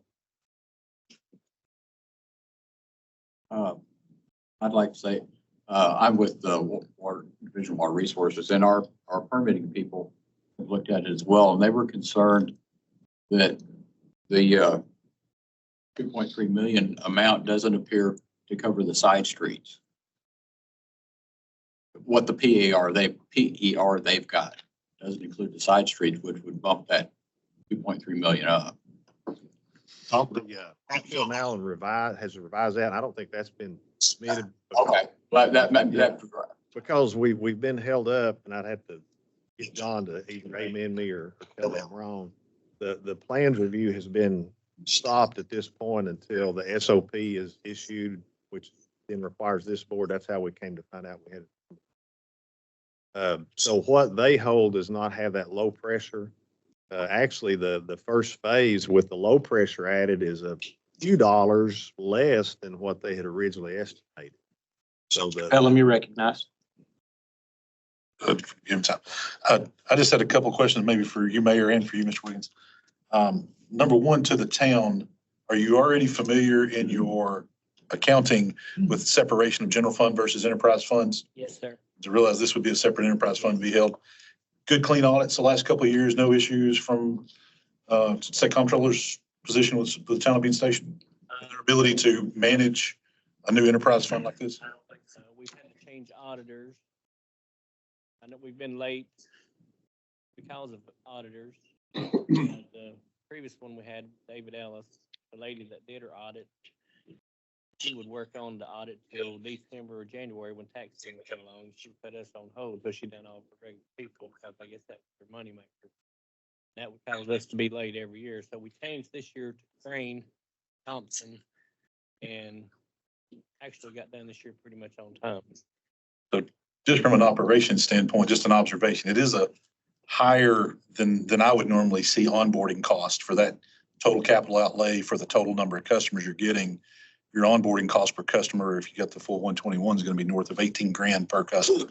So that's a little bit out of line for what I would be used to, but if there's growth and development, question to you, Mayor, if the opportunity presents itself that Morristown could, whether charter change or whatever, that they could take over, would Town of Bean Station be willing to convey these assets and just allow Morristown, since they're going to be doing the sewer and the operations anyways with the contracts, would that be the desire and intent for Bean Station to take over?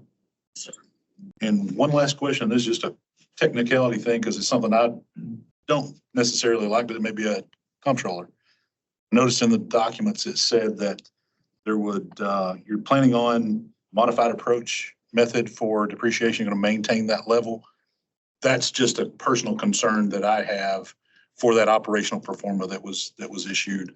That's a big responsibility because otherwise we'd be setting you up to fail to be back in front of us. And I just want to, from a comptroller perspective, we would agree with that. And Travis looked at that in detail. There is a provision that allows for the modified. We are bumping the revenue now that would satisfy that. And it's just, one is just an effort, and Travis may want to elaborate on this, unless I do an okay job. It's just trying to keep the rates as affordable for the customer as possible. You know, and as it sits right now, we're just shy of funding depreciation. But it actually keeps us at a point, going back to your question, sir, and I'm drawing blanks on names, but is make it affordable. Because right now we are going to be looking at a pretty good little connection fee. It's about 8,000 ballpark for a pump station. So we're looking, you know, it's going to be less than a septic tank if you had to put in a septic system. And then with that maintenance fee, assuming the customer doesn't do anything stupid with that pump, without getting into details, that'll be the last thing that I have to pay other than a monthly bill. Mr. Hampton, you're recognized. One other thing I noticed that we just talked about the board compensation. Y'all put in $1, so each board member is gonna get $1. I think that was, not to say people wouldn't show up to do stuff, but for $1, that seems low. Was that intentional because of the upfront cost of the organization, or was that just a mistype? It's the board of mayor and alderman is going to be the board. It's just going to become part of the city operation or the town operation. So there won't be a separate.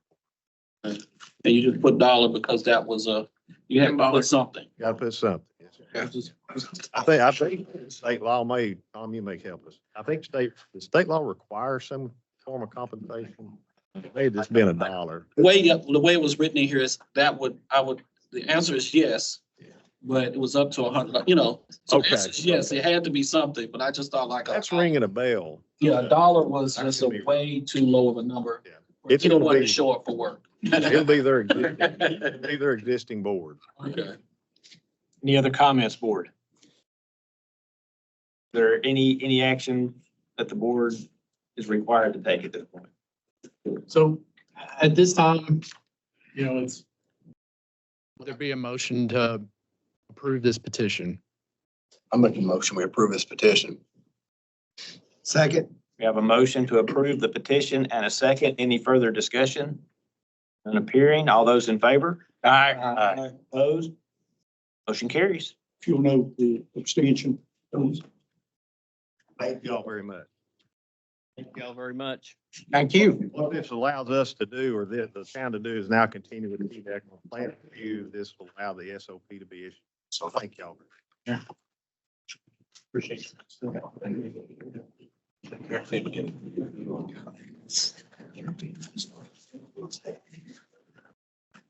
All right, board. A lot of optimism. Yes, sir. Good man. All right, I'm gonna jump ahead about 200 pages here. Bear with me. 223. Thank you, Seth. 223? 223. So.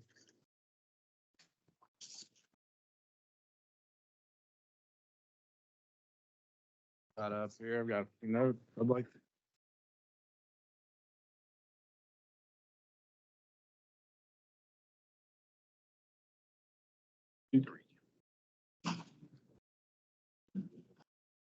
All right.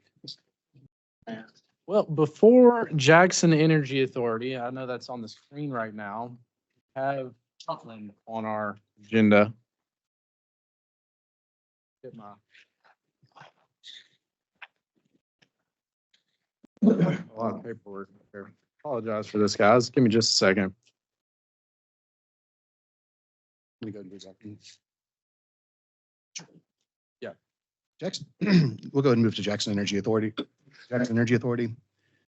Utility systems are required to essentially get approval from this board if their code of ethics is different from and more stringent than that promulgated by a TAUD. The Jackson Energy Authority, they made some pretty small amendments to their code of ethics, but they still brought it to us for approval. I've reviewed their code of ethics. I think it is more stringent than TAUD's. It includes everything from TAUD's Code of Ethics and then a few other provisions. And so I would recommend that the board find that it's more stringent. I've also gone ahead and drafted an order that I would recommend the board approve. Mr. Chairman, I move that we accept council's recommendation and approve the order. I'll second. We have a motion and a second to approve the recommended order. Any further discussion? None appearing. All those in favor? Aye. Opposed? Motion carries. Thank you, board. Well, back to what we had. You'll see on there an item on Huntland. We actually didn't have a recommendation or a presentation to go along with this. But I did want to talk about it because it's kind of in the same vein. It's another sewer system. Well, that's in the works right now. It was started in 2018 in Huntland. Currently, they have a water system right now with around 635 customers. But with this particular case, we've just been made aware of several issues surrounding this project. Like I said, it started in 2018, which from what I understand was before there was authority for a petition to come before like this board, one of the other WWFB or UMRB. So they started this service out, we're talking about a $5.5 million project, a new sewer system that's really going to be used for, I think, around 200 customers. They've had some issues surrounding not only with their contractor. That's been one of the things that they've had some issues with, the contract that went along with their contractor. And then they've also had some issues with their engineer. Currently where they're standing, I think there's some stuff where they're the engineer is, asking for a certain fee right now. And, there's some issues around settling on that. And without the engineer's work, he's holding up the contractor. And from what I understand, this project could be done by July, that this sewer system finally gets finished. So like I said, they've already dumped 5.5 million into it. And there's another potential 500,000 that they're maybe going to have to drop into this. And, one of the things they're looking at is trying to pull some cash flow from their water fund. And then this is what I was told as well. They're thinking general fund, maybe another item that they could pull from. But either way, they've got a little bit of work to go. I think there is, sunshine on the other side of things. But like I said, it's an issue. There's been some issues. And at this point, I think we're just want to put it on y'all's radar. If there was any thoughts, we'd be happy to hear it. Like I said, this is one that's kind of come to us recently, and we've seen that there's a lot of back and forth on finishing this thing out. You're talking going on 6 years to finish a sewer project for 200 people. I have a question for Seth. Is it legal for them to pull from the general fund to finish this money out? Really excellent question. I don't know that I know the answer. We have some folks on the GF, government finance. I know we're supposed to be sort of an enterprise fund normally, but this is a startup. I don't know. I don't know the answer to that. Yes, they can donate money for the utility system from the general fund. And that the grant, it would be similar to a grant, and it does require approval from. So it would be coming to like the Division of Local Government Finance once if they were to issue that. That would be what's supposed to happen. So, like I said, board, this is just something that's on our radar. I mean, I don't know if there's questions around it, if there's thoughts about maybe want to go do a little more fact finding and come back about where this project stands. But either way, it's just one that we've seen some back and forth, different emails, different stakeholders that are, trying to get a project finished. Sure. That was the money, the initial 5.5 million. Where did it come from? Grants? Do we know where the money came from? How it was initially funded? So let me pull up. I actually did get some of that information just this morning. Let me pull up an email that I may have some of that.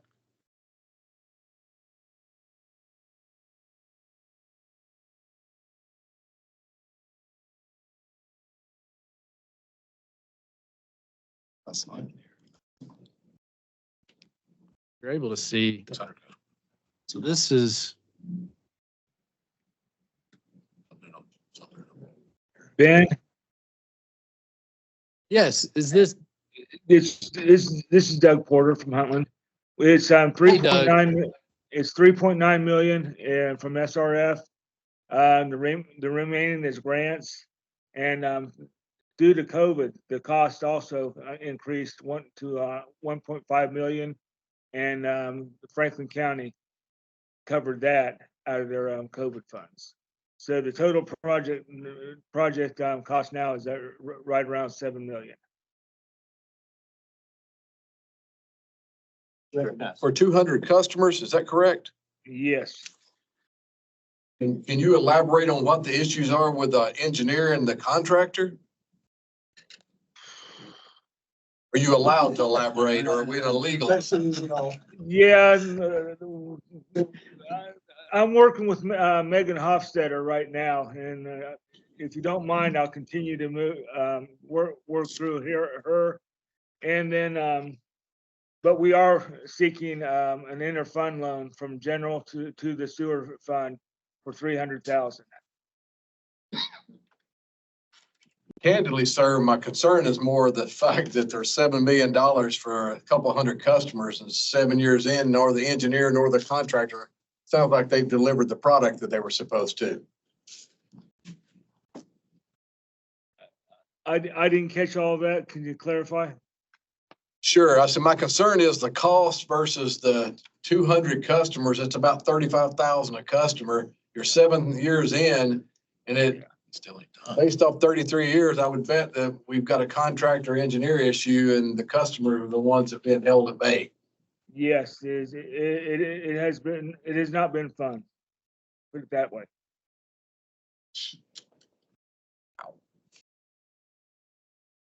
I make a recommendation that I'm sorry, I jumped. Go ahead, I was gonna say the same thing, that we allow staff to go investigate what's going on and come back to the board at the next meeting. so administrative review? Yes, please. Yeah.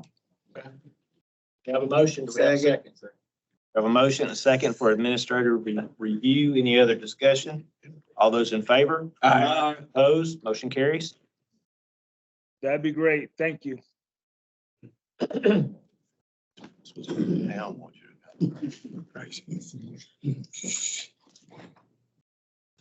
All right, Seth covered Jackson here, and so let's keep on going. Leoma will be the next one.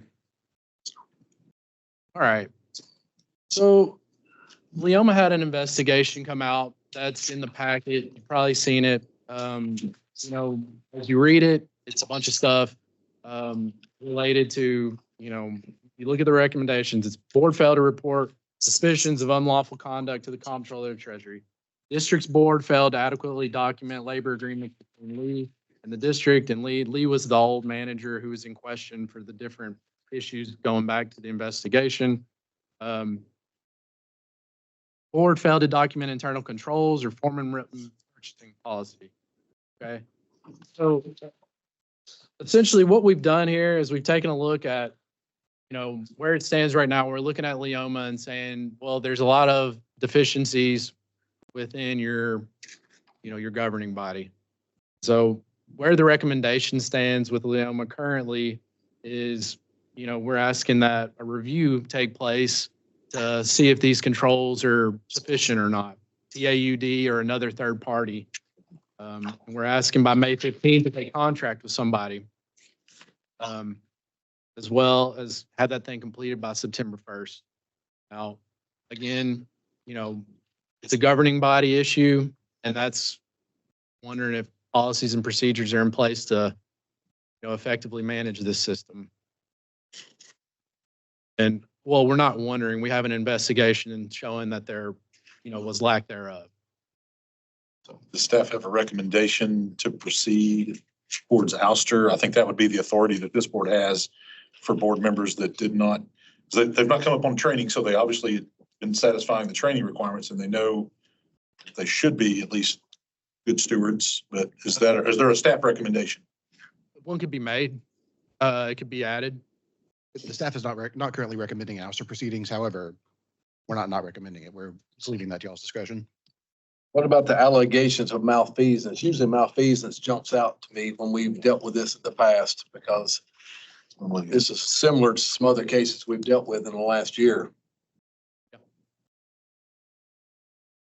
Well, it shows that the audit report was sent to the district attorney in January. That's correct. Yes. So probably be something happening from that side, but to my colleague's point here, it's definitely malfeasance. In short, criminality.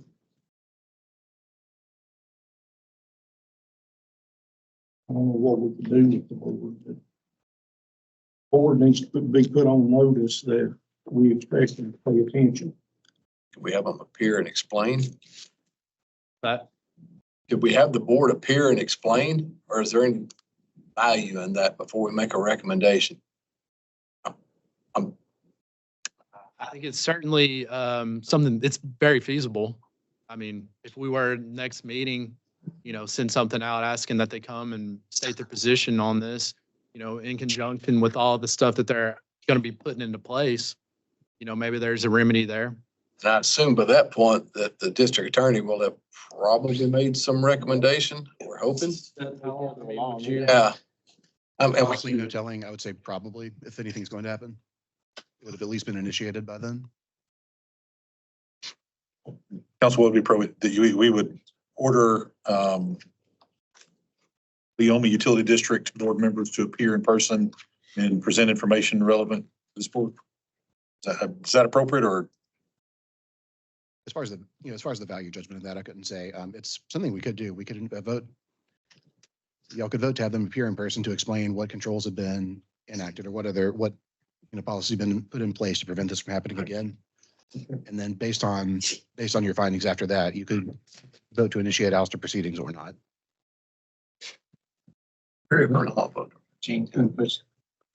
So looking at your staff recommendation, It's not in here, but does this county have a need for this many utilities? Yeah, so that was another thing I was wanting to follow up with, and we can just go ahead and talk about it because you do see that.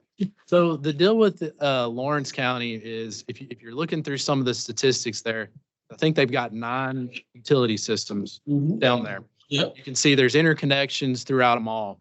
So there's a big thought that something needs to give as far as bringing some of these together. When you're talking about water loss, you got different rates. We spoke with their county commission not too long ago. You've got rates that are crazy different all over the county. So there's certainly a need. What we did want to make mention of also here and bring this discussion up is that we do believe that there's going to be a survey that's going to be completed by Rye Engineering first quarter of next year. And like I said, we do have some somewhat detailed information about how they're interconnected, but from what we understand, this is going to be like GIS map. You're going to see everything in this county. And I think once people put eyeballs on it and you're able to get people in a room, there may be, room to consolidate or, merge some of these systems. So that was also a part of it. This is all falling in the same, it's the same area. Leoma falls in here. And so that's just, that's another thing to consider with this area. I noticed that Rye Engineering is expected to evaluate all the water systems in Lawrence County. Was that asked for by the county commission, or does the utilities have a good enough relationship that they decided to hire them at the same time? Well, I believe it was actually like there was a grant issued to him. Bruce, do you know maybe anything about that? Not positive, but I think there was some money allocated to go and look at this. The way I understand, I think it may be like a statewide thing. I think he's going to be doing some systems all throughout. Wonder what happened or something. I think there was a fund available and somebody, you had to apply to it to get some of those dollars. And I believe that's where this is coming from. And we can get more information on that.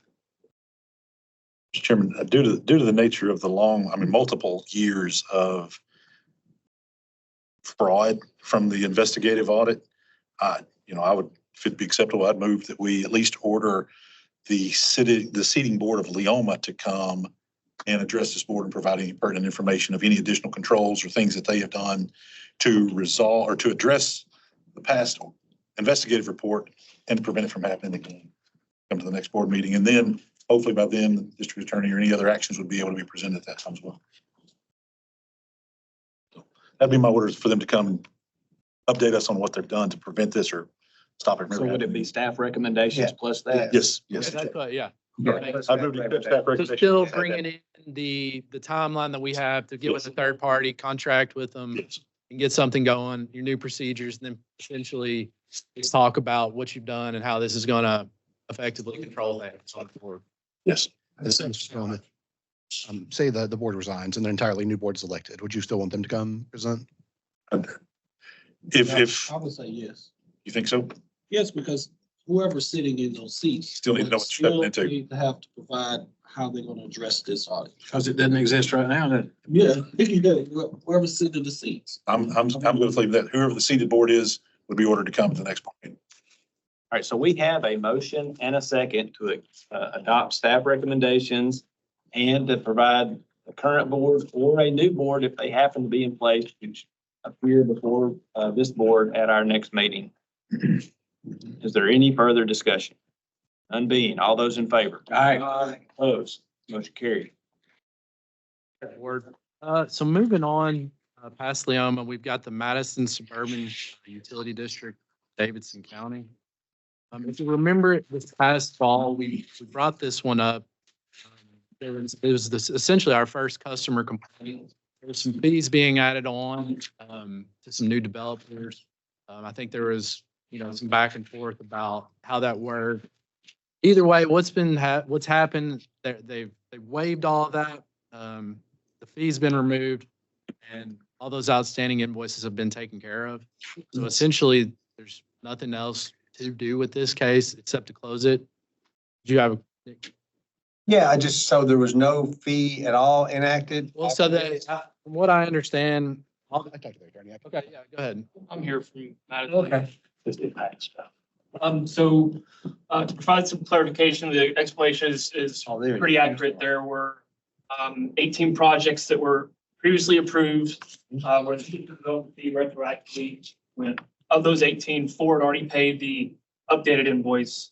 Our board, in the November meeting, made a decision to ones that have already paid the system development fee.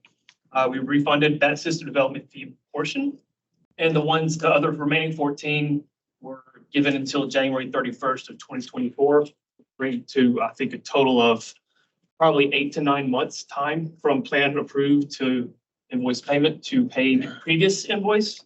And if they weren't paid by the 31st of January, then the system development fee would be applied to that particular project. Could you please state your name and position just for the My name record? is Jim Wade. I'm the Director of Operations at MSUD. Thank you. Any questions or comments from those comments? Mr. Yeah, did you have any new development since this policy? I know these were older ones.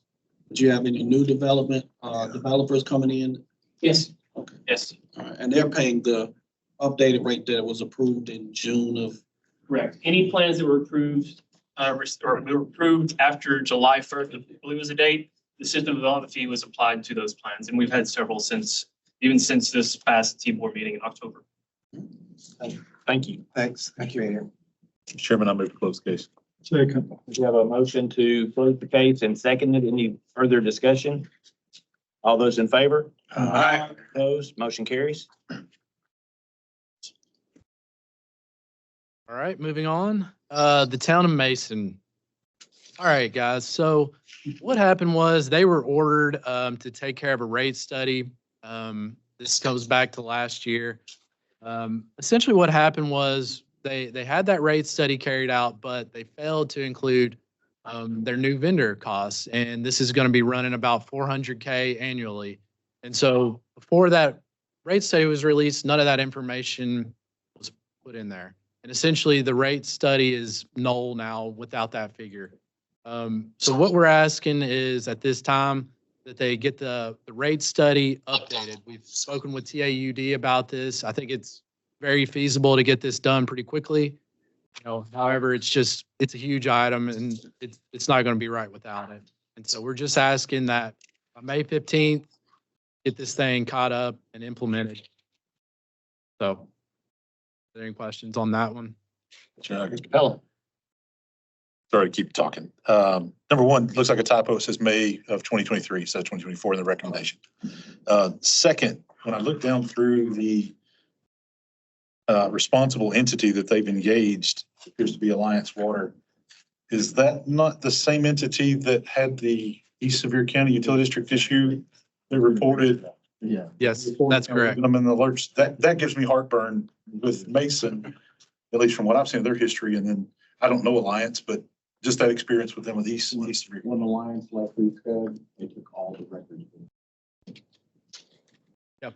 I will say the manager that was at East Cud with Alliance, same guy. He's been in this room and some of you probably know. Yeah. I assume we have no jurisdiction or say so in that process, correct? Because East Scud is still recovering from that. Preemptively, I don't know that we have. Preemptively, I don't know that that the board would have any authority over that. In the future, but. Like a decision. Mr. Perky. Well, I was just gonna comment the board decision. Did we not, I'm sorry. Were we not ordered that they were going to do some type of assessment of that they might have a merger opportunities with nearby utilities as well?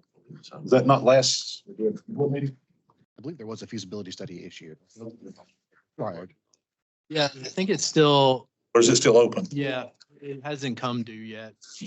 This is the organization where the mayor said they didn't understand some of the requirements. We clearly laid the requirements out, but yet they didn't meet the requirements. That's correct. They were at the previous meeting. Okay. So they didn't remember a $400,000 cost that should go in, which is the most significant cost they have into their rate study. That's correct. It's already. With a company that's already has, yeah. Reputational questions. The board, yeah, gonna have to get rates to figure this thing. I mean, they need rates. And so essentially, you know, what TAUD has currently, it's not gonna serve them the way we want it to, you know, that's not gonna be right. I make a recommendation that we take staff's recommendations. Make a motion, sorry.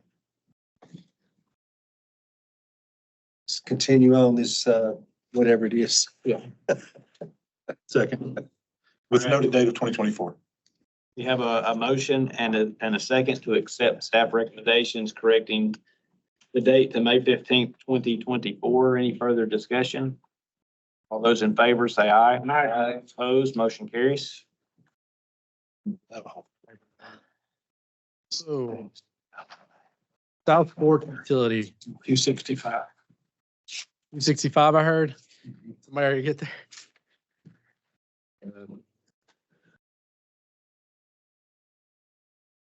All right, so another investigation that came out, you can see January 23rd, 2024. You know, if you've read it, this is prior staff that was out there. You can see that there was a rather large figure that was, you know, sent to his company essentially. That was what the finding was. You got a total 148,000 in question costs that were paid out to this vendor.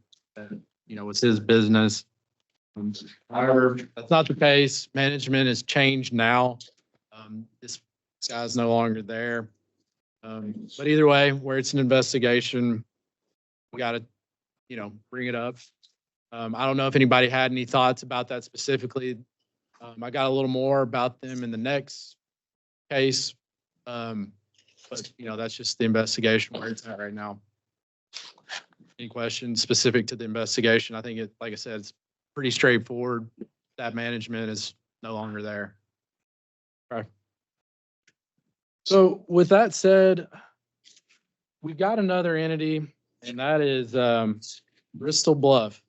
Okay. And so previously Bristol Bluff was ordered a feasibility study to be taking place with South Fork Utility District. South Fork has been here within the last year, explained their stance is how, you know, things are changing. They've got new management. They're working on getting things caught up. Bristol Bluff City, was asked to carry out a feasibility merger study with South Fork.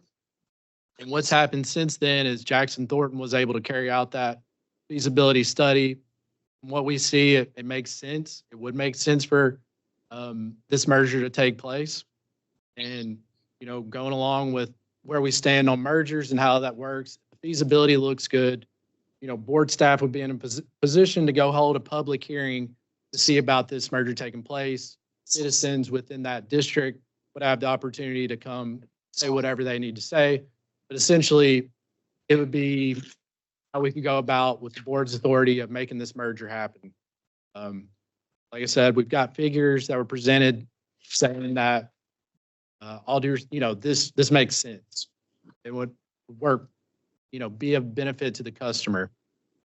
So that's kind of where we stand with that right now. We don't actually have a recommendation. Like I said, it's just kindly moving forward with the process.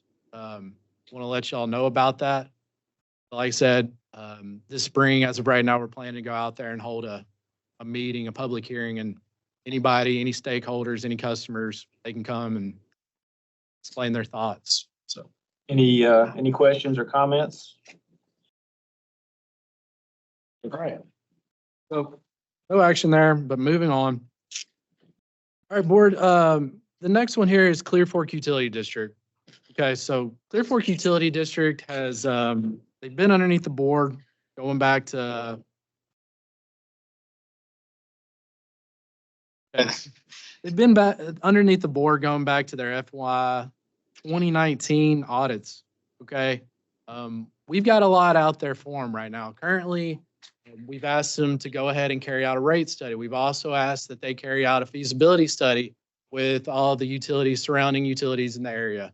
One of their big issues that they were running into with getting rate studies done, getting feasibility studies done, is they don't have audits. Okay, where we were at, back last fall, they were just getting caught up with their 2021 audit.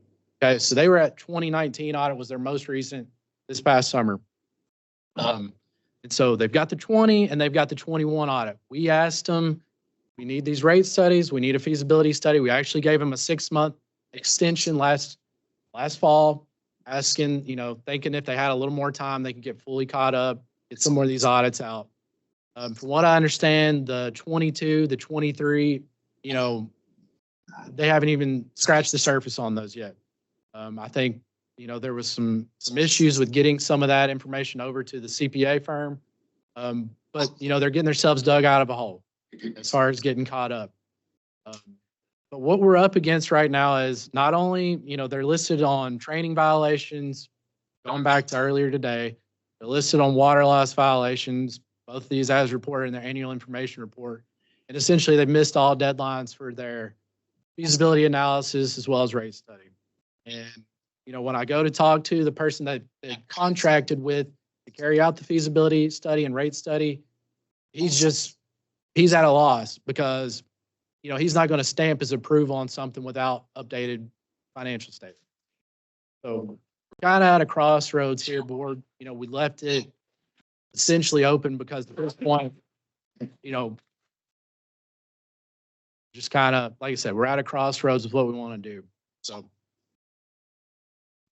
You recognize Mr. Giles? We've been dealing with this 5 years. They're in no better shape than they were when we were started, in my opinion. So can we, I guess I'm asking, ask them to appear or start ouster proceedings? The authority did do one or both. Say we give them the opportunity to appear. I don't know why I'm saying that, but we give them the opportunity to appear, and if they do, we don't like what they hear, then I will make the recommendation that we start ouster proceedings. Second. All right, we have a motion and a second to ask the Clear Fork Utility Board to appear before us at the next meeting. Do we have any further discussion? Was it to ask or require? Require, please. Sorry, require.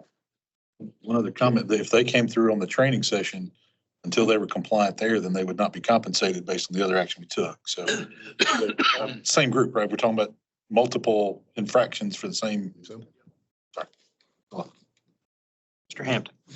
I would I know this is not quite in the, but at least can they get, we require them to have they may not get the audits done. I know that takes time, but at least have a contract for the audits because that at least shows that they're trying. For the audit, so that does work in, with our office, our local government audit. I believe they do have a contract that's valid. We do have to have on file all those contracts. So that is out there. I mean, we're happy to present the information with who that. I accept your. That is one thing we do, make sure folks have contracts. Mr. Newman, you're recognized. Yeah, I don't know if we know this or not. Is this the same board since 2019 or has it changed dramatically? I couldn't say specifically. Just curious. As far as I know, I don't think that there's been anything turnover recently. Okay, thank you.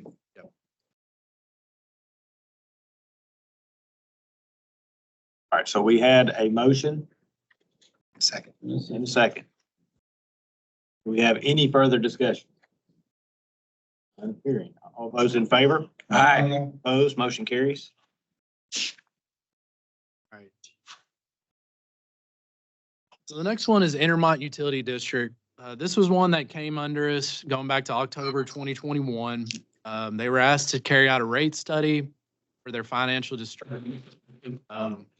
Basically what's happened since then, they had a rate study that was carried out by a third party, a reputable source, and there was recommendations in there. However, there was one recommendation that removed the minimum, and they didn't want to remove that for their water billing. And essentially, they said, we'll raise it 10%, but we don't want to follow this recommendation, and, told me that it's not going to happen. So they've had the rate study carried out, but they haven't followed all the recommendations to a T. What I will say is this entity, they were in the negative, but they have had 2 years of positive. And so we're waiting right now for their 2023 audit. In my mind, if it's positive another year and it didn't follow exactly, I think there maybe should be some discretion there. I think that's kind of how we have it written in this recommendation. Essentially, we're just saying, by May 1st, we'd like to see this thing implemented. If not, we want to see something that, we say, okay, well, you've raised your rates enough. They look good. You're out of the red. We see it fit that you continue on. And you had a question. Go ahead. Did you have a question? Oh, I thought you were sorry. But yeah, essentially, it's just it's the way it's written is giving us a little bit of discretion to, if they're out of the red, they've been doing it for 3 years. I think we can live with that. We have a motion. Yeah, I'll make a motion to take staff recommendations. Second. We have a motion and a second to accept staff recommendations on Intermont Utility District. Any further discussion? All those in favor? Aye. Opposed? Motion carries. All right. So our next item, Warburg Utility District. Okay.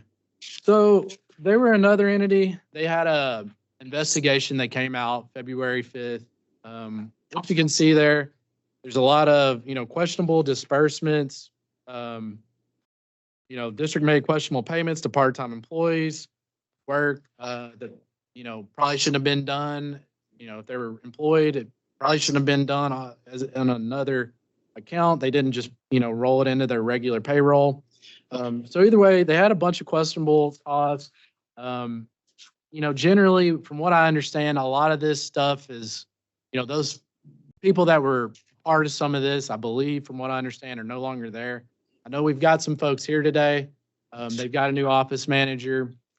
I do understand that they've also turned over some of their governing body as well. Right now, where they're at, we've got an order out on them about initiating a rate study or implementing a rate study that we asked them about. They've actually got till April 1st to get that thing put in. This goes back to last fall. I know Miss Joyce is here today. She spoke before you all last time. We did offer that extension, or you guys ordered that extension. So that's still out there. That's to be determined. You know, like I said, we haven't reached that point yet. As far as the actual order though, you know, I'm not sure that there's anything in addition to, you know, like I said, we've got an order outstanding on them right now. It could be a thing where there's if something jumps out at the investigative report. You know, I don't know if it's like a policies and procedures standpoint, if there's anything that might make sense. But that's kind of at the board's discretion. I do know that some folks from Warburg Utility District were wanting to, you know, comment on a few things today. They drove all the way over here. I'm going to turn it over to them if that's all right. Please proceed.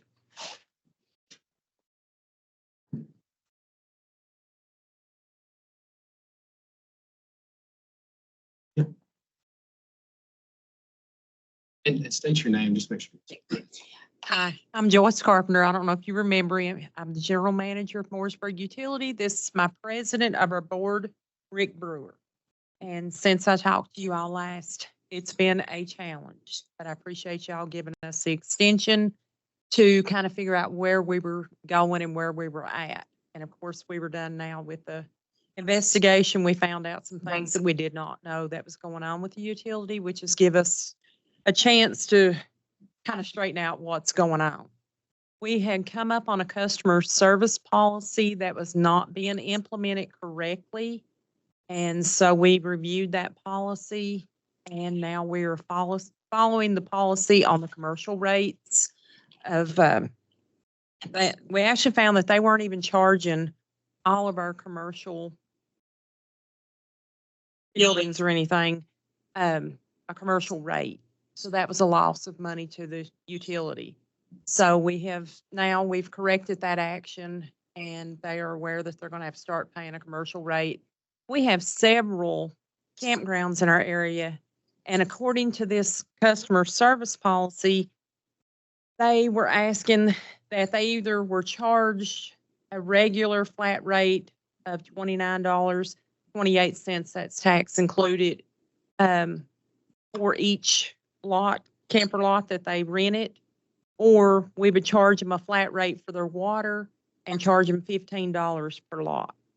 And we have presented that to the customers and we told them that we were going with the $15 per lot to make it a little bit easier on them, but we find that that is giving us money that we were not generating to bring up our money for the utilities. Another thing that we had also found was that of course, the audit wasn't completed on time because they didn't get all the information they needed. We have just recently received our 2022 audit for us to look over. So we have that now in our hands and we have found that there's a lot of things that they had never corrected from the years past to even make their money come out correctly. So that was a lot. But we found that we have actually 176 camper lots. If you charge $15 per lot, that's about $31,700 per year. That would be adding to us. And so that was, something that we're looking at. And then of course, we have multiple dwellings on one residential meter. That according to this policy is a no-no. So we're going to have to go back to these multiple residents and get them to have to put in taps for each resident that they have on that. So that'll bring us in more revenue also. So we're looking at, our money's coming up roughly close estimate, maybe close to like $100,000 more a year. We'll be bringing up if we can, get this approved by you all to move forward without having to raise our rates, what was required of us. Ms. Perky. What was your last name? Carpenter. Ms. Carpenter. Yeah. I'm not after anything when I'm asking these questions. That's fine. I'm good with it. How long have you been the general manager?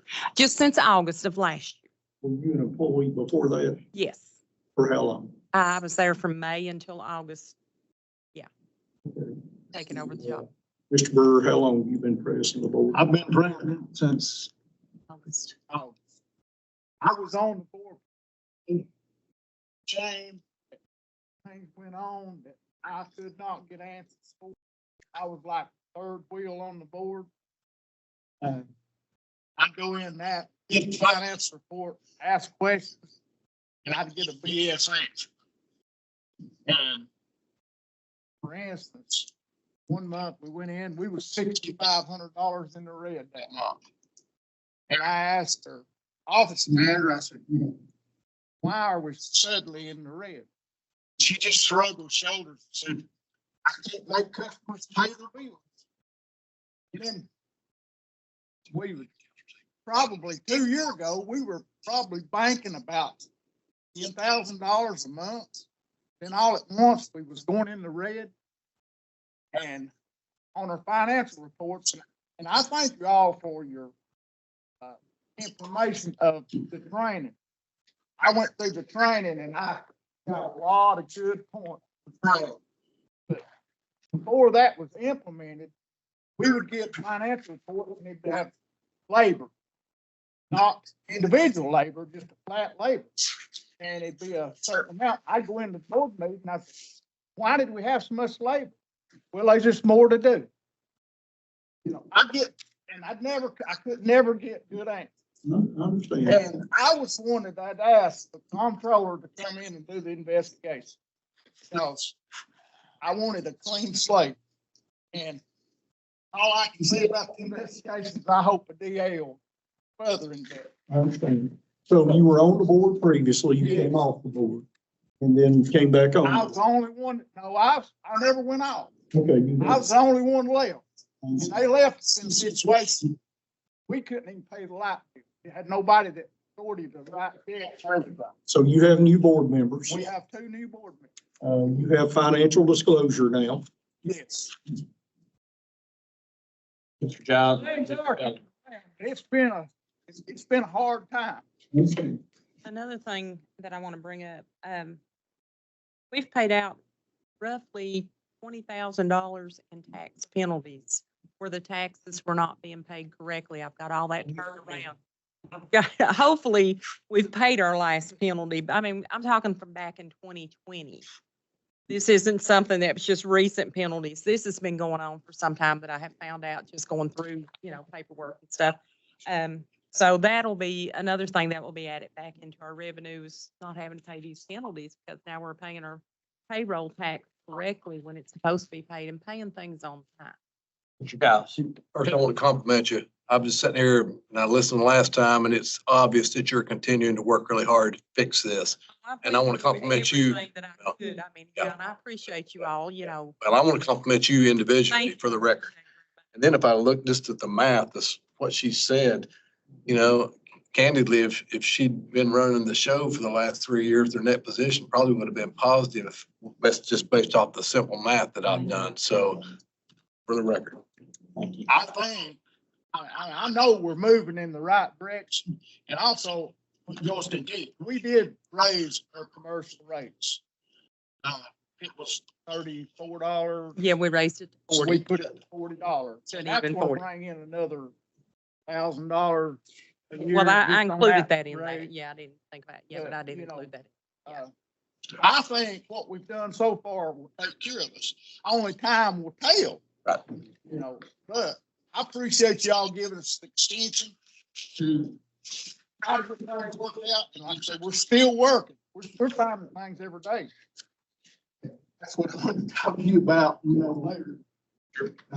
We're finding things every day. Something comes up. But I do know we're moving in the right direction now. And hopefully, we live in a poor community. I don't want our customers, a burden to be put on our customers. They can't. A lot of them don't fit. And I want to provide them the service as cheap as we can because I know we've got staff up. And our biggest thing, we had enough cash flow for the last little bit. The biggest thing is on the depreciation factor. And we're looking at that because I think we've been charged a whole lot more depreciation than what we should have. Our bookkeeper's looking at that. Yeah. We've had auditors looking at it. And also our audit, I know y'all talking about the audit. our auditor didn't even want to call Mooresburg Utility District because he'd had to deal with the previous office man. And now, in fact, he had to pay a big fine because he didn't have the audit. And this year, it will be done in time. Yeah, I promised him that we'll get him. He told me that he had to fight her tooth and nail just to get the information he needed to do the audit. And I will say something else if y'all don't care. Since all this has come out in our local newspaper, I've had several customers when they come in to pay their bill that said they didn't feel like they should be charged to have to pay for their mistakes. And I understand where they're coming from. And the only thing I have expressed to them is these people are not guilty at this moment until they're proven guilty, they're innocent. So, I mean, what the paper states and what they've read is what the TBI has found. But I ask them to just speak with our district attorney's office and express their opinions to them, but I clearly get where our customers are coming from for this. There are questions, discussion? Make a recommendation, we take staff's recommendation. Make a motion. All right. You guys. We have a motion and a second to accept staff recommendation. Do we have any further discussion? All those in favor? Aye. Opposed? Motion carries. I want to thank you for coming in and providing that update today. Thank you all very much. Thank y'all for what you do. In my training, it said we didn't want to appear before this.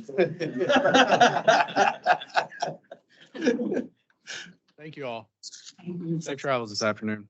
Thanks. All right.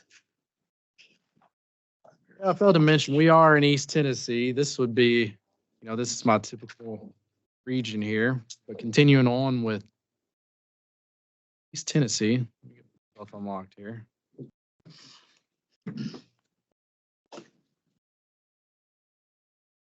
All right.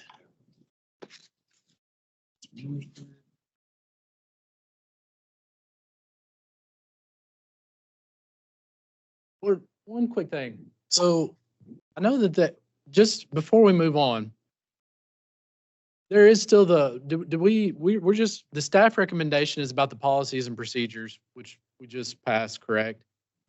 Just so everybody's clear, the rates, the implementing the rate increase is still April 1st.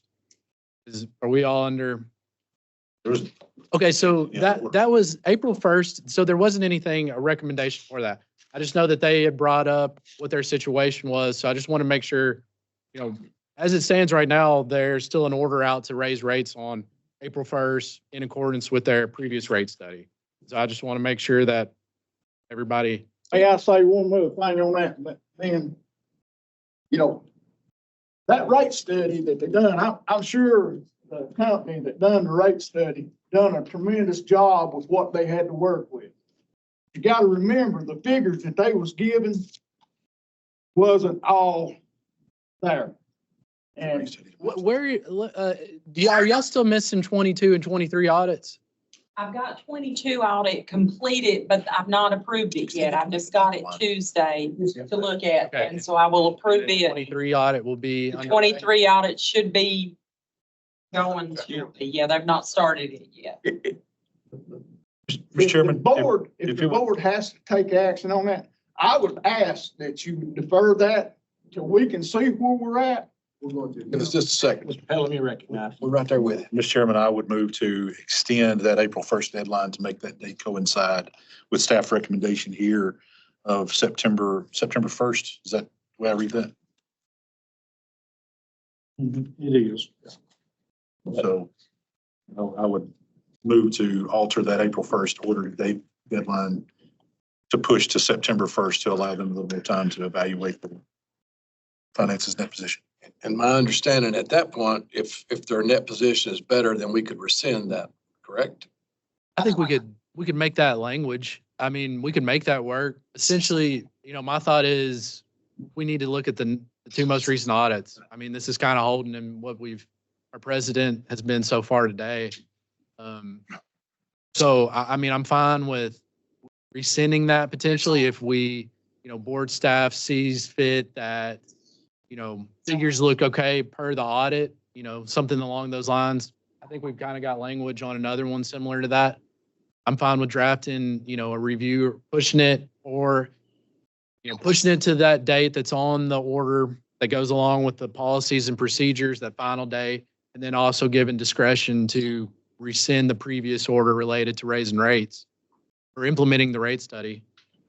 But I would include that portion of the motion to postpone the April 1st to the September 1st and then authorize staff to rescind that requirement if everything is in order. Yeah. That way all things on the same policies and procedure date, September 1st. Okay, we have a motion. Second. All right, we have a motion and a second that would update the language to postpone implementing the results until September the 1st, but allowing the staff the opportunity to rescind that if expectations are met. Any further discussion? All those in favor? Aye. Opposed? Motion carries. Thank y'all much. Right. The next one, again, moving on through the east region here. Parrotsville. So Parrotsville's in a situation where they're already working with Newport on the sewer system. Newport's doing their billing. We have asked that they carry out a feasibility study to see what a possible merger would look like with Newport. TAUD carried that out and it was provided early in January. What I understand, they just haven't had time to go through it all. When I talked to them in February, I think, Parrotsville was just getting eyes on it, trying to figure out what the plan is. They've got a new administration. They came in last summer. They do answer the phone now, where in previous years they did not. But what I'll say is this, the recommendations that were laid out for that merger, there's some big figures. And, we're talking upwards of $7 million project to tie in with Newport. And that may be the best option, but like I said, it's a lot of money. And there's also two other options on the table about updating current infrastructure. Board staff saw it that they just didn't have ample time to go through the motions on this. I think, like I said, it's going to be in conjunction with Newport, what happens. And so they're going to need in our opinion, we're recommending that they're to be given a little more time to come up with a recommendation that they want to follow here. So I'm open to questions about that. Right now we have it at August 31st. To get that thing implemented and come up with a recommendation. Like I said, there was 3 out there. Mr. Chairman, I move to accept staff recommendation. Second. We have a motion and a second to accept staff recommendations on the town of Parrotsville for that extension. All those in favor? Aye. Opposed? Carries. All right. The next one is Webb Creek Utility District. So essentially what happened here, there was a commissioner from Webb Creek that reached out. He stated that he wasn't sure if another commissioner was legally entitled to be serving as a commissioner for this district per TCA 782-307. Essentially, there is a part that asks that you're a customer of that district if you're going to be serving as a commissioner. So I think he had some questions about one of the commissioners that's serving on that board. Also, in speaking with the same commissioner, he had some, I'm not sure if he is actually living in the service territory. So I think there's just a couple questions surrounding what is the legality here of your commissioners. And so what this board, or excuse me, what this recommendation is asking is that, the entity provide when was everybody appointed to this board? When did they start? And can you also follow up with all the legal information that explains that all of our commissioners are in compliance with TCA 782-307, and that's the rules around being a commissioner for utility district. And that would be May 31st, as we're saying, we'd like to have all that information. I think it's going to be us reaching out to their legal counsel and essentially getting some documents. And it is a requirement, Rick. That is, yeah. So the one commissioner is calling somebody else. Now you're questioning if the caller is also eligible. Yeah, to be honest, I'm not sure where either one of them live. So, like I said, I think it's just, well, I think we need to get a little background on where everybody is living and how they're paying. If we accept staff recommendation. Second. All right, we have a motion and a second to accept the staff recommendations. Any further discussion? All those in favor? Opposed? Motion carries. Yeah. All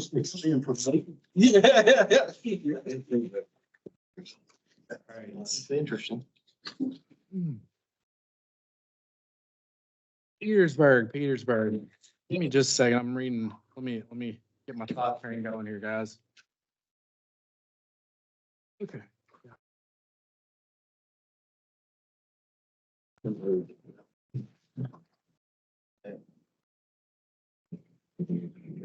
Yeah, okay. So Petersburg is another one. This is a Middle Tennessee case, guys. And I apologize again. I'm just kind of getting my head refreshed again with some of these cases out of my region. So essentially, this was one where there was a feasibility study carried out. It's kind of sticking with what we've been talking about today about these mergers and the procedures to go about doing that, having these public hearings. There's not any actual order at this or recommendation at this point, but we did want to give the update with this town. You know, feasibility study came back good that them along with Fayetteville Public Utilities, you know, would be viable if there was a merger. So the plan is for staff, you know, this spring to go out there and hold that public hearing, get thoughts and concerns from everybody within these districts. And then, you know, reconvene on it at our next scheduled meeting. So Make a recommendation, we accept staff's motion. yeah, and there wasn't, like I said, there wasn't actually a recommendation out there. Sorry. No, you're fine. But it, you know, it's just more or less, I think, keeping everybody in the loop on our going forward.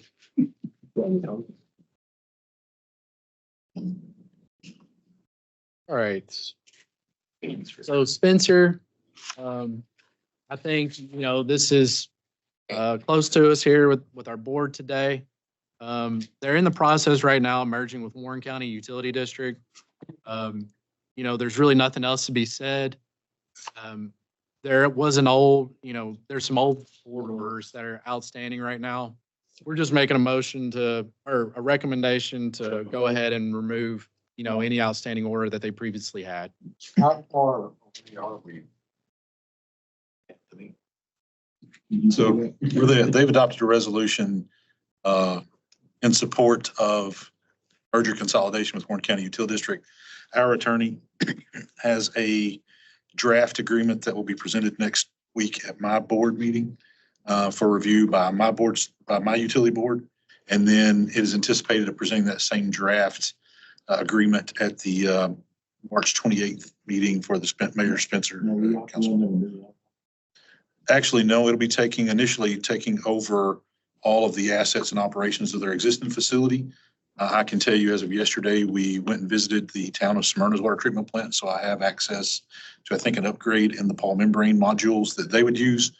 And we are awaiting the regionalization grant contract awarded through TDEC ARP for a $9.5 million ARP contract to be administered by Warren County Utility District for the benefit of the Spencer service area. Engineer Nathaniel Green is sitting over there. It's looking at running a new raw water source from the Candy Fork up to the plant itself and getting away from the surface lake. And so